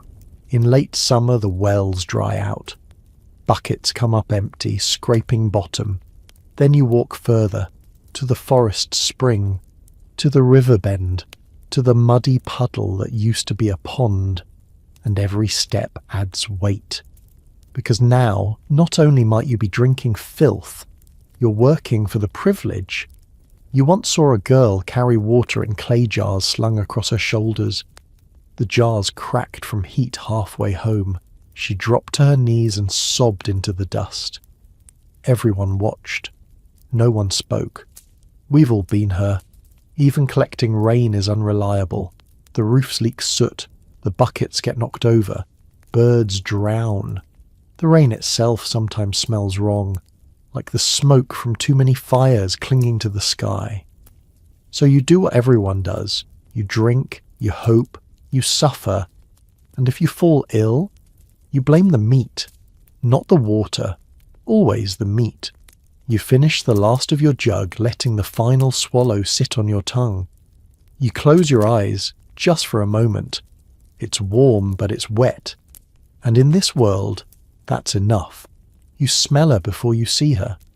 A breeze shifts as you walk through the village square, and suddenly the air is thick with rosewater, clove, and something musky beneath it, like rotting lilies soaked in syrup. You turn, and there she is, Lady Hellicent, swaying past on soft leather shoes, her veil trailing behind her like mist. People step aside not because she's a noble, but because she reeks of wealth. Perfume here isn't just decoration, it's defence, against stench, against scrutiny, against the guilt of never bathing. It's easier to anoint than to wash. And Lady Hellicent, like most of the upper class, has never touched a bath that didn't involve attendants, heated tiles, and a velvet robe waiting nearby. And even then, only twice a year, at most. She carries a pomander on a chain around her waist, a little metal ball, ornately carved, filled with spices and dried herbs, nutmeg, lavender, crushed myrtle, even ambergris if her steward can afford it. It swings with every step, releasing little bursts of scent like a warning bell. Beauty approaching. Hold your noses. You once overheard her maid grumbling that the ladies' underclothes could stand up on their own. She powders everything, hair, neck, even the insides of her slippers, with rice flour and iris root. The result is a kind of fragrant armour, trapping whatever festers underneath. You tried perfume once. A friend gave you a cloth soaked in boiled rosemary and mint. You dabbed it on your neck before market day and felt transformed, until a bee chased you for half a mile. Lady Hellicent stops at the baker's stall, delicately pointing at a loaf with a gloved hand. She never touches anything directly. That's what gloves are for, not warmth, but distance. Her skin must remain untouched by filth, at least on the outside. You've heard of noblemen who use perfumed gloves, lined with scented wool or soaked in vinegar and herbs, to avoid catching the bad airs said to cause illness. One duke reportedly carried a nosegay at all times, and fainted whenever he smelled onions. Perfume is not just luxury, it's medicine. At least they believe it is. The apothecary in town sells tiny glass vials of waters for those with coin, rose water for the skin, violet water for bad breath, orange blossom for headaches. You once sniffed a vial when no one was looking and felt something stir in your chest. A memory of warmth and sunlight, quickly replaced by a sneeze. Of course, not everyone can afford real perfume. Most peasants make do with what's around. Dried herbs in pouches, vinegar washes, burnt rosemary leaves in cooking pots to cleanse the air. One woman wears a sprig of marjoram behind her ear and insists it keeps her sweet. It doesn't, but she believes it, and that's half the power. The other half is illusion, because the truth is Lady Hellicent smells beautiful, but only from a distance. Up close the perfume fights a battle it's slowly losing. The sweat, the layered fabric, the unwashed hair beneath the powdered veil. It all brews into something complicated. You wonder if she knows, if she smells herself, or if the scent of luxury is so thick she's gone noseblind to everything underneath. Later that afternoon, you help deliver a parcel to the manor house, and as soon as you cross the threshold, the air changes. It's heavy with perfume, not the sweet kind, but dense and cloying, like being smothered by a flower bed left to rot in the sun. A servant ushers you inside. Even she wears scent. A faint trace of cinnamon and vinegar beneath the grime on her apron. It's a hand-me-down perfume, soaked into old cloth and worn like a mask. Her hands are rough, her nails dark, but she smells expensive, or at least tries to. You follow her into a sitting room where a nobleman reclines near the window, fanning himself lazily. His doublet glints with embroidery, but you can tell by the way he shifts that it hasn't been washed in weeks, maybe months. A golden brooch at his neck gleams, but the linen beneath it is yellowed, stiff with sweat and starch. He doesn't notice you. He's too busy waving a sachet of dried orange peels beneath his nose. The scent is sharp, meant to ward off plague or bad humours, or simply the scent of everyone else in the room. He clutches it like a charm. His dog lies nearby, dressed in a ribboned collar and panting softly. The poor creature has been doused in something floral and chemical.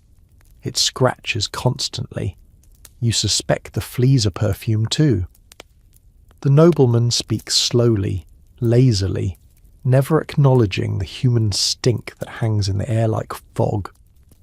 He orders his lunch: cold meats, cheese, fruit. All of it will be served on polished silver, all of it touched by unwashed hands. When he dismisses you, you bow and leave quickly, lungs aching for plain air. Outside, the village stinks of animals and ash, but at least it's honest. There's relief in it. A breeze carries the smell of mud and onions, and you breathe deeply despite yourself. You pass a woman dabbing her wrists with elderflower water she made herself. She offers you a sniff. It's not unpleasant, sharp and green. You smile and thank her. She smiles back with pride. That little bottle is her luxury, her shield. Because down here, perfume isn't about seduction or fashion. It's survival. A way to hold back the rot, or at least pretend you're not soaked in it. A drop of mint oil makes the meat seem fresher. A sprig of lavender tucked into a mattress keeps the lice at bay, or so they say. Most of it's hope in liquid form. You once helped mix a batch of scented vinegar. Rosemary, rue, sage, lavender, cloves, and wormwood, steeped for weeks in a dark jug. They call it Four Thieves' Vinegar. Legend says it protected grave robbers during the last plague. Whether it's true or not, people wear it on rags around their necks, soaked cloths tied to belts, dots behind ears. You still have a little vial tucked in your satchel. When the stench gets too thick, or your fear too strong, you sniff it like a prayer. Because in this world, perfume is more than vanity. It's a boundary, a story, a lie you wear proudly. You're not clean, you're not safe. But for a few minutes with the right scent, you can pretend. The village healer says you're too clean. She wrinkles her nose, not in disapproval of your smell, but of your attempts to not have one. You're stripping the protection from your skin, she mutters, waving her hand as if swatting a spirit. Clean skin draws disease. You blink, unsure how to respond. Because in the world you live in, cleanliness isn't just rare, it's suspect. The prevailing belief is this: dirt protects, sweat repels illness, oil on the skin traps the bad air before it can seep in.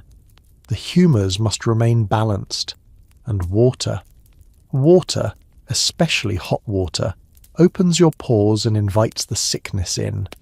You've heard the phrase your whole life: the cleaner the skin, the sicker the soul. So when you scrub yourself too well, people start talking.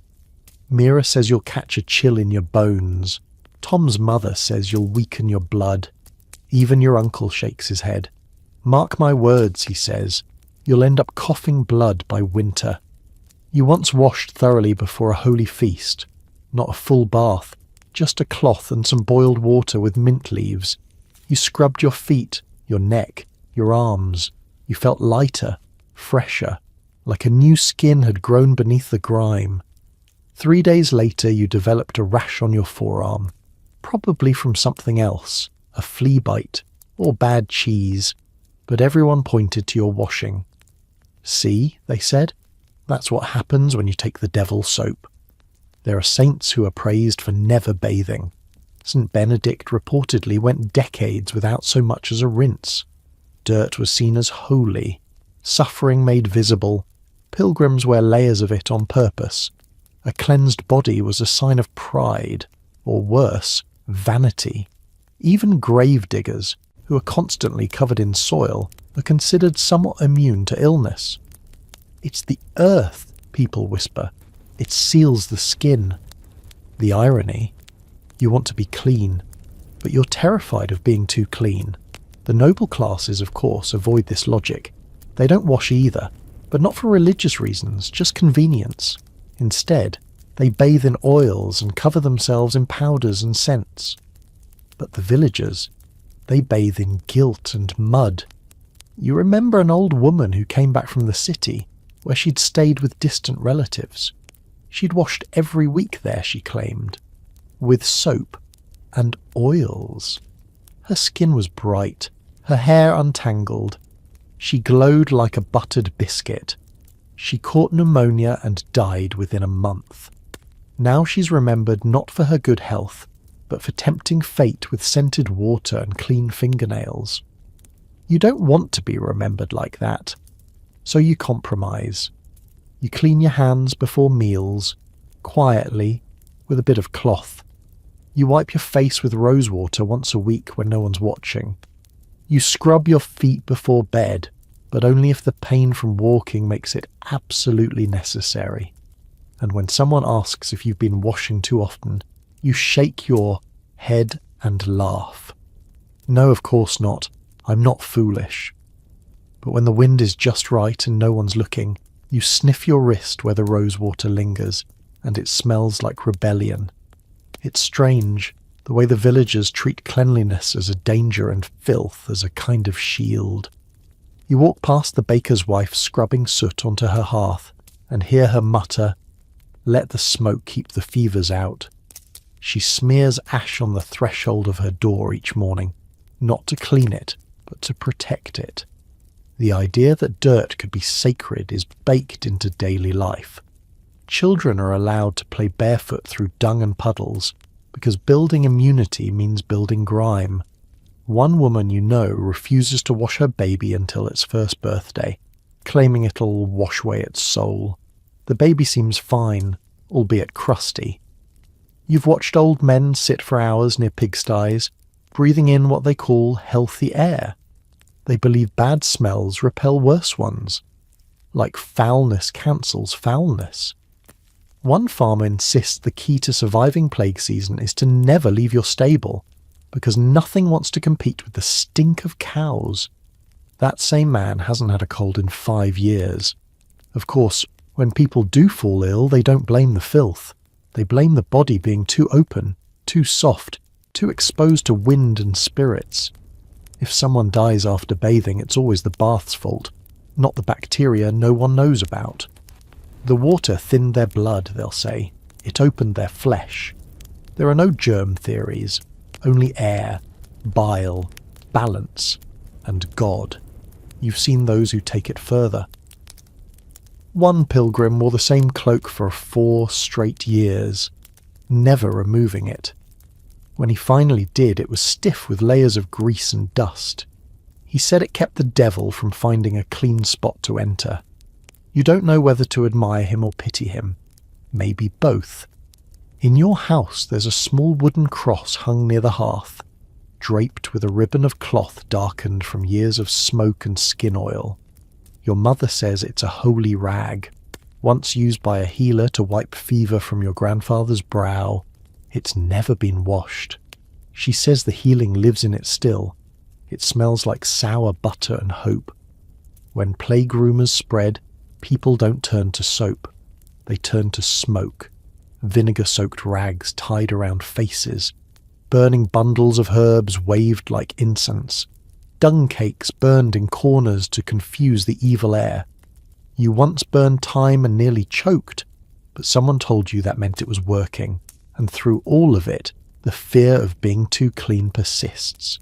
You think of your hands again, how much you scrubbed them after gutting that fish last week, how raw they felt, how guilty you were when your uncle raised an eyebrow and said, "Trying to impress someone?" You wanted to say yes.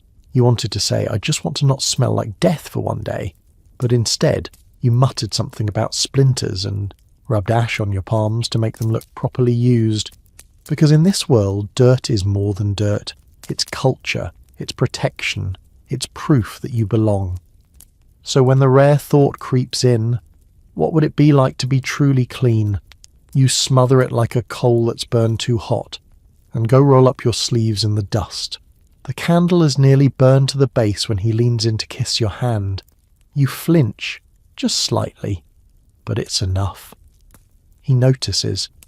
He pulls back with a sheepish grin, though the barn's dim light makes it hard to see much of anything beyond the glow of your breath in the cold. You've been here before, not this barn, not this boy, but this moment. That warm swirl in your chest, the tingle, the awkward silence, and, beneath it all, the quiet dread. Because you both stink. There's no avoiding it. Romance in this world arrives hand in hand with body odour. Passion mingles with the scent of damp wool and unwashed linen. You catch a whiff of garlic, of sweat soaked into collar seams, of something vaguely animal, and no doubt you smell just as bad to him. But he says nothing, and so do you. Because in the medieval world, love doesn't wait for baths. Your first crush smelled like pickled cabbage, and that never stopped you from watching him throw hay with both arms like a knight in battle. He once gave you a bracelet made of braided twine, and you nearly passed out, less from the gesture, more from the scent of his shirt as he tied it on your wrist. Desire here is different, earthy, real, intimate in the messiest, most literal sense. You've heard people say that the nobles don't even kiss, that they just nod across rooms, exchange scented gloves, and then sign a contract. Maybe that's true. Maybe it isn't. But here, in the low world, you fall for someone who's willing to share a blanket and a chamber pot. You remember Mira the Weaver telling you, if you can stand his smell in the morning, marry him. She's been with her husband for 25 years. He has 5 teeth and smells like goat, but she swears he's the best kisser this side of the river. Still, there are tricks, preparations. Before you meet someone, you might chew parsley or sage to sweeten your breath, if you can find it. Rub vinegar under your arms, dust your neck with flour and thyme. Once, in a moment of courage, you even rinsed your mouth with wine. It burned, and your tongue was purple for hours. Some people carry pomanders tucked inside their clothes, not for themselves, but for others, like offering a scented olive branch before things get too close. And things do get close. Beds are small, nights are long. If you share a blanket, you'll share everything else too. Heat, breath, fleas, the awkward crunch of straw beneath your backs. Once you dreamed of being wooed like the ladies in stories, bathed, perfumed, dressed in linen. But instead, you're here in a half-rotted barn with someone who makes your stomach flutter, despite smelling like fermented apples and wood smoke. He reaches for your hand again, gentler this time. His thumb grazes your fingers. You don't pull away, because yes, he smells, but so do you. And tonight, that's enough. You wake up with a sneeze. The barn is colder now. The embers long since faded into dust, and your nose prickles with the scent of old hay, musty blankets, and something surprisingly sweet. You sniff again. Ginger? No, just a trick of the cold. That's the thing about waking up next to someone. The smells seem different in the morning. Less hidden, less forgivable. You stretch, and your back cracks like a dry stick. Beside you he stirs, and then you both smell it, each other. There's a moment of embarrassment. He scratches the back of his neck and you pull your cloak tighter. Morning breath, damp wool, sweat trapped in the folds of your clothes. It clings to everything. You both laugh, too groggy to pretend it isn't real.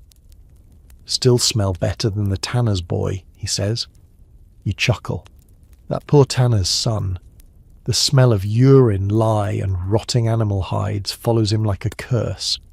He once tried to court a girl by bringing her a posy, but his hand still reeked of soaked leather. She gagged, politely. Love, in this world, is not a fragrance. It's a tolerance. You've heard of courtly romances, of troubadours singing under moonlit balconies. But even those tales mention sweat. One story claimed a knight wore his lady's unwashed scarf into battle, and the enemy fled, not from fear, but from the scent. Probably made up, but then again, maybe not. Your mother once told you the story of how she fell for your father, not at a dance, not by a letter, but because he helped her carry a sick pig down a muddy hill. He didn't complain once, she said, even though we both stank like manure and blood. That's how I knew. Affection here is born of work, of filth, of shared discomfort. You don't love someone in spite of the grime. You love them through it. You remember a fair once where you watched a young couple washing their feet together in a shared basin behind a tent. It was a quiet moment. Nothing grand.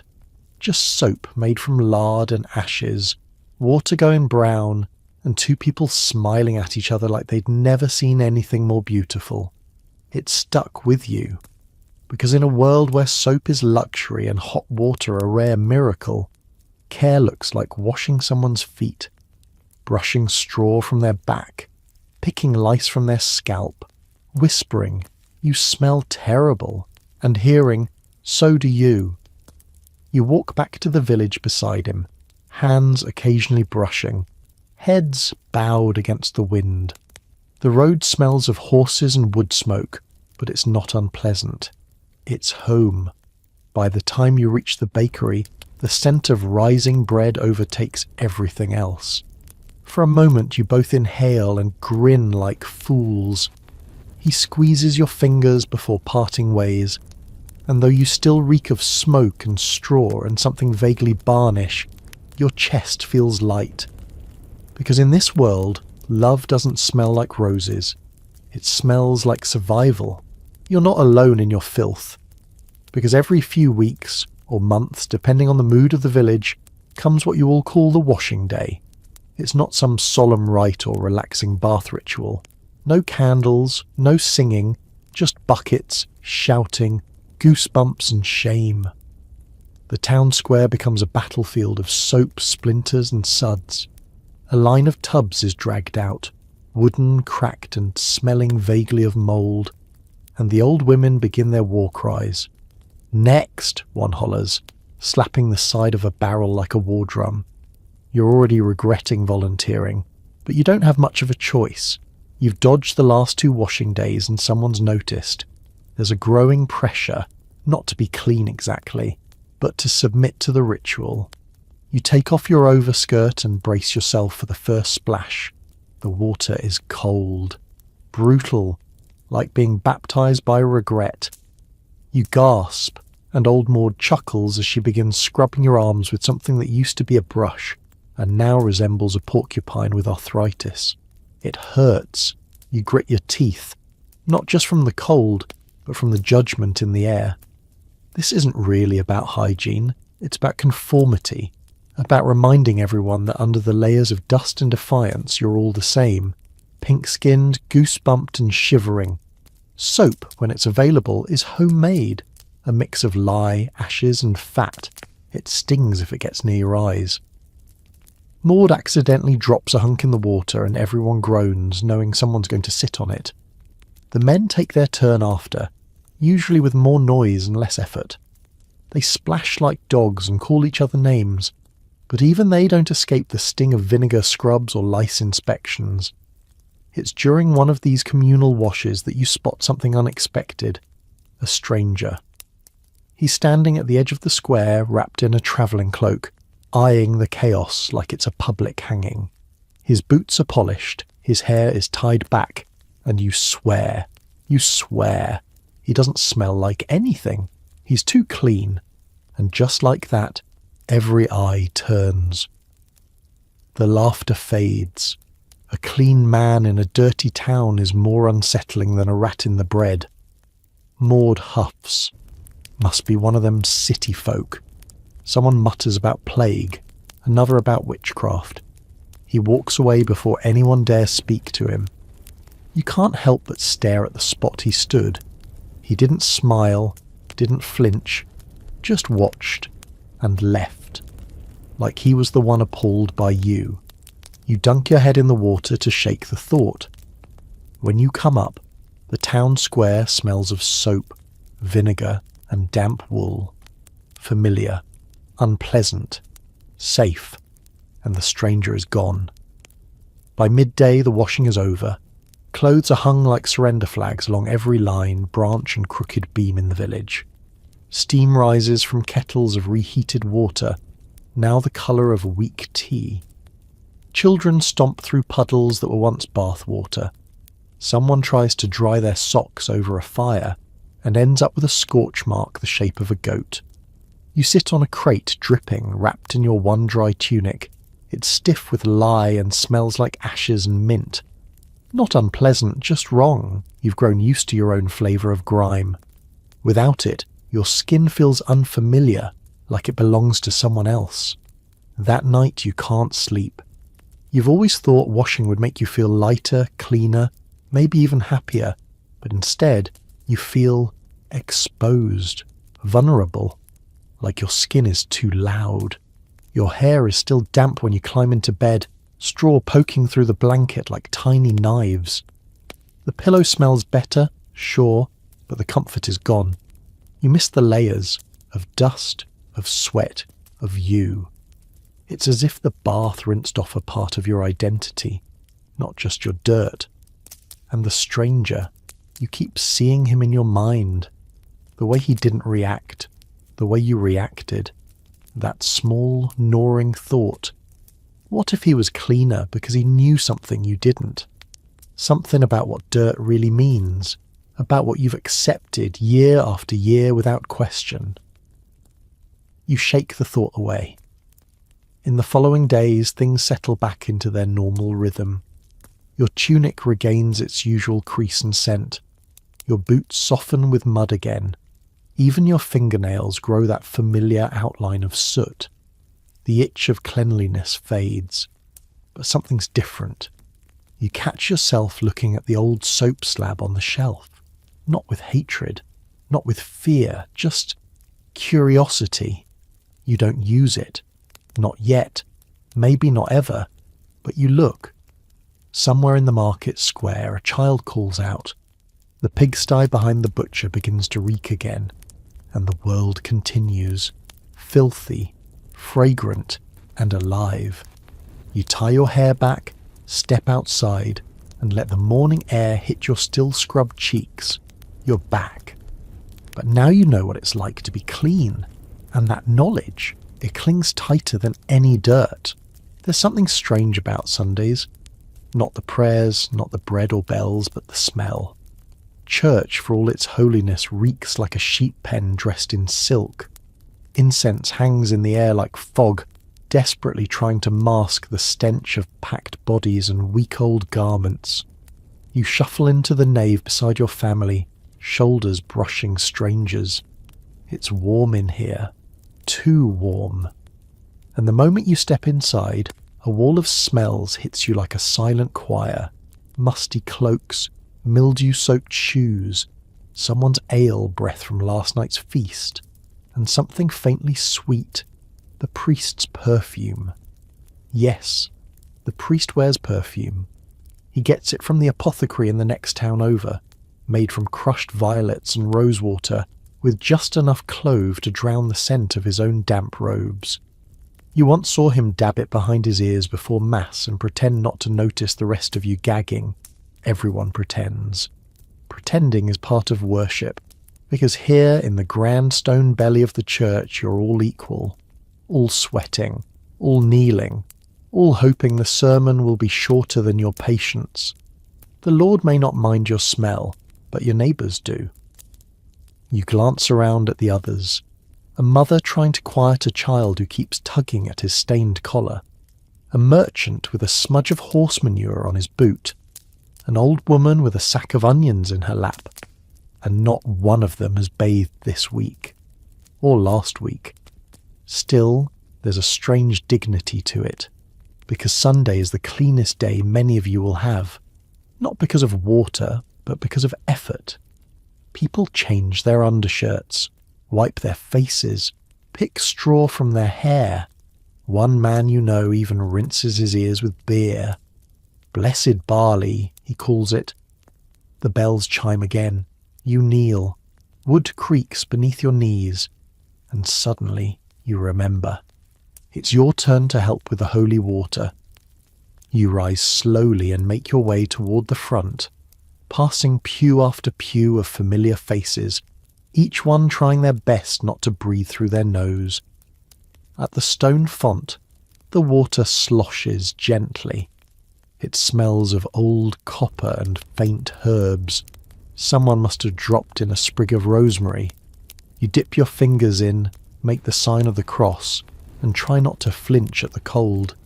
It's the closest thing to a bath you'll get today. The priest begins his homily. He's talking about sin and rot, and how the soul must be scrubbed clean.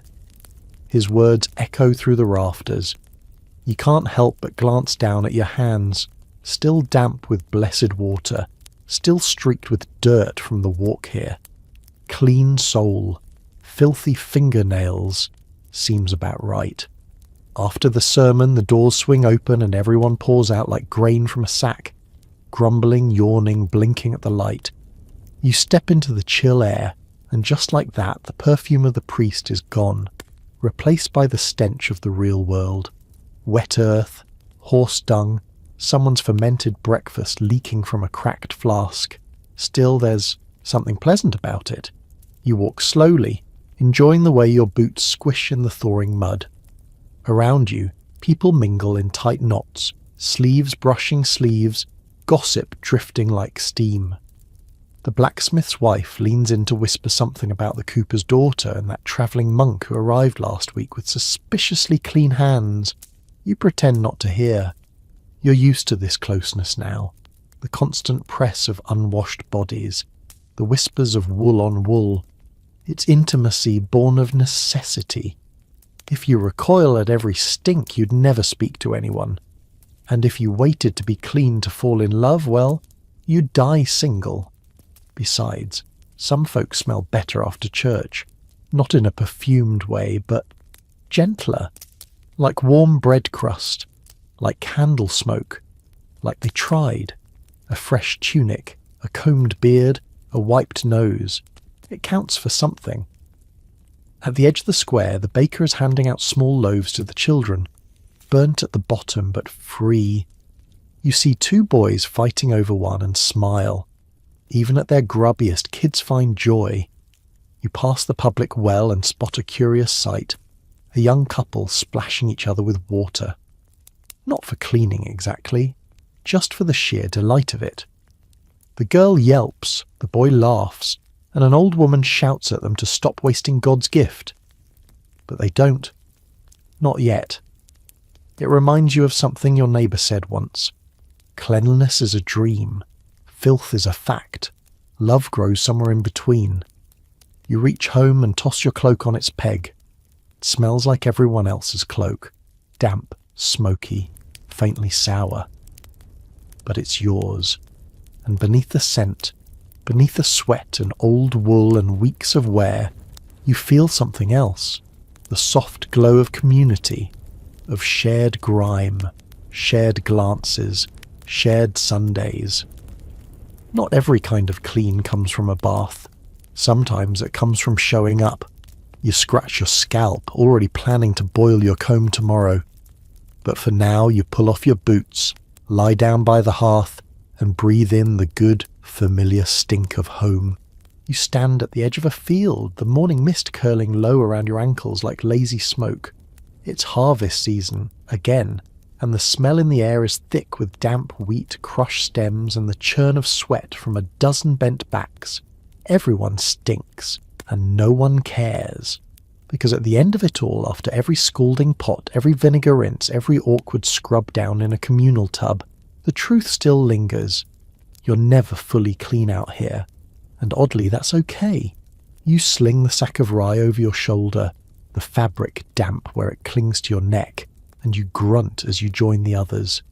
Your feet squelch through patches of churned soil, and the reek of composted manure creeps up, ever present. Some of it's from animals, some of it's from you. A mixture, really. The day unfolds slowly as the sun climbs and the stink ripens. Someone lets out a curse as a rat jumps from a bale. Another person retches as they uncover a dead mole in the thatch. The heat doesn't help. It bakes the sweat onto your clothes, dries the muck on your boots, and turns your underarms into tiny swamps. But amid the stench and scratchiness, there's a rhythm. Work, stink, rest. Work, stink, rest. You catch a glimpse of the village children playing nearby. One of them is covered in mud up to his knees. Another is running barefoot, hair a tangle of burrs and twigs. You smile. No one's telling them to clean up. Not yet. Childhood is the only time when filth earns you freedom instead of judgment. And then it hits you. This is how people survive filth. Not by fighting it, but by weaving it into life. You glance at your hands, dirt under every fingernail, a thin film of grime around your wrists. But beneath that, strength, resilience, years of living without luxuries, without perfumed soaps or gleaming copper tubs. You think of your grandmother, who used to rub her hands with rosemary and say it masked the smell of old age. She never complained when the well ran dry. She boiled moss if she had to, said it still got the stains out of linens if you added a little salt. Now it's your turn. You take a break under the shade of a gnarled oak, sit on the roots, and wipe your brow with the inside of your elbow. The sun's almost overhead now, and the air smells like every part of the land. Rich soil, horse sweat, ripe fruit, and the hint of something sour from the compost pile behind the fence. The boy next to you offers a skin of water. You take it, drink, and wipe your mouth with the back of your hand. Hot one, he says. Smelly one, you reply. He laughs. Aren't they all? And somehow, in that moment, you feel clean. Not in body, but in spirit. Because you're part of something. A season, a rhythm, a people. All of it wrapped in the beautiful, necessary mess of life. The day winds down with a long, low groan of oxen carts rolling past, and the scratchy whistle of someone sharpening a scythe behind the barn. You trail home, feet heavy, arms aching, shirt stiff with sweat. A smear of something, mud, maybe blood, maybe beetroot, decorates your collarbone. You don't bother checking. What's one more mark? Inside the cottage the hearth is low but warm. The stew pot simmers with onions, root vegetables, and something you hope isn't pigeon. You drop your sack by the door, peel off your tunic, and scratch the small of your back with a grunt.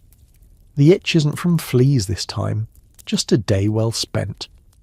You grab a cloth, dunk it in a bucket of water, grey, murky, reused, and wipe your face.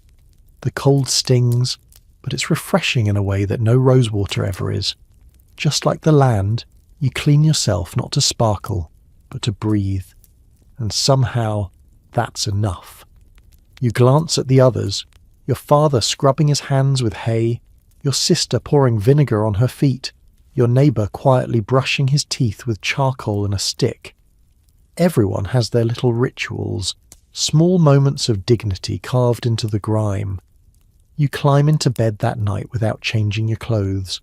The wool itches, the sheets are rough, but the sky outside is clear. A breeze pushes through the shutters, and for once the air smells only of evening and old wood.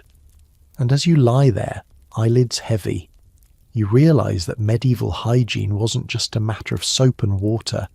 It was an act of resilience, of adapting, of laughing at your own stench and still finding comfort in shared space. You survived rotten sweat and fleas and foul breath. You endured vinegar scrubs and burning lye soap, and still managed to smile with cracked lips. Tomorrow, the grime will return. So will the flies, the rashes, the awkward itch. But for tonight, you rest easy. Because the truth is, hygiene wasn't about being pristine. It was about being human in a world that didn't always make it easy. And that somehow is the cleanest feeling of all. The fire's low now, just a soft glow flickering behind your eyes as you drift in that cosy space between thought and sleep. You've been through a lot tonight. Lice, sweat, vinegar, foot baths, bathhouse gossip, and the peculiar scent of incense battling armpit musk. You've scrubbed with lye and wiped with moss. You've watched strangers judge each other by the faintest whiff of horse or hay.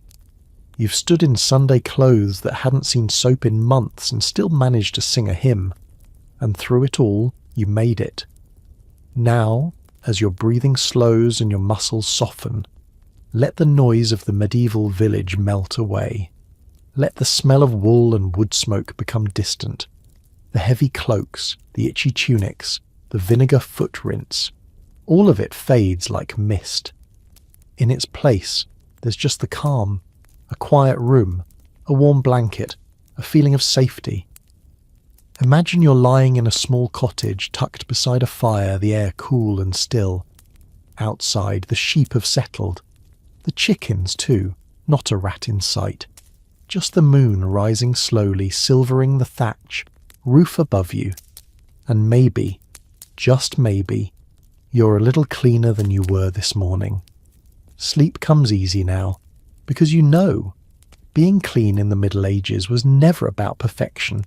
It was about trying, and you tried. So rest well, traveller of time.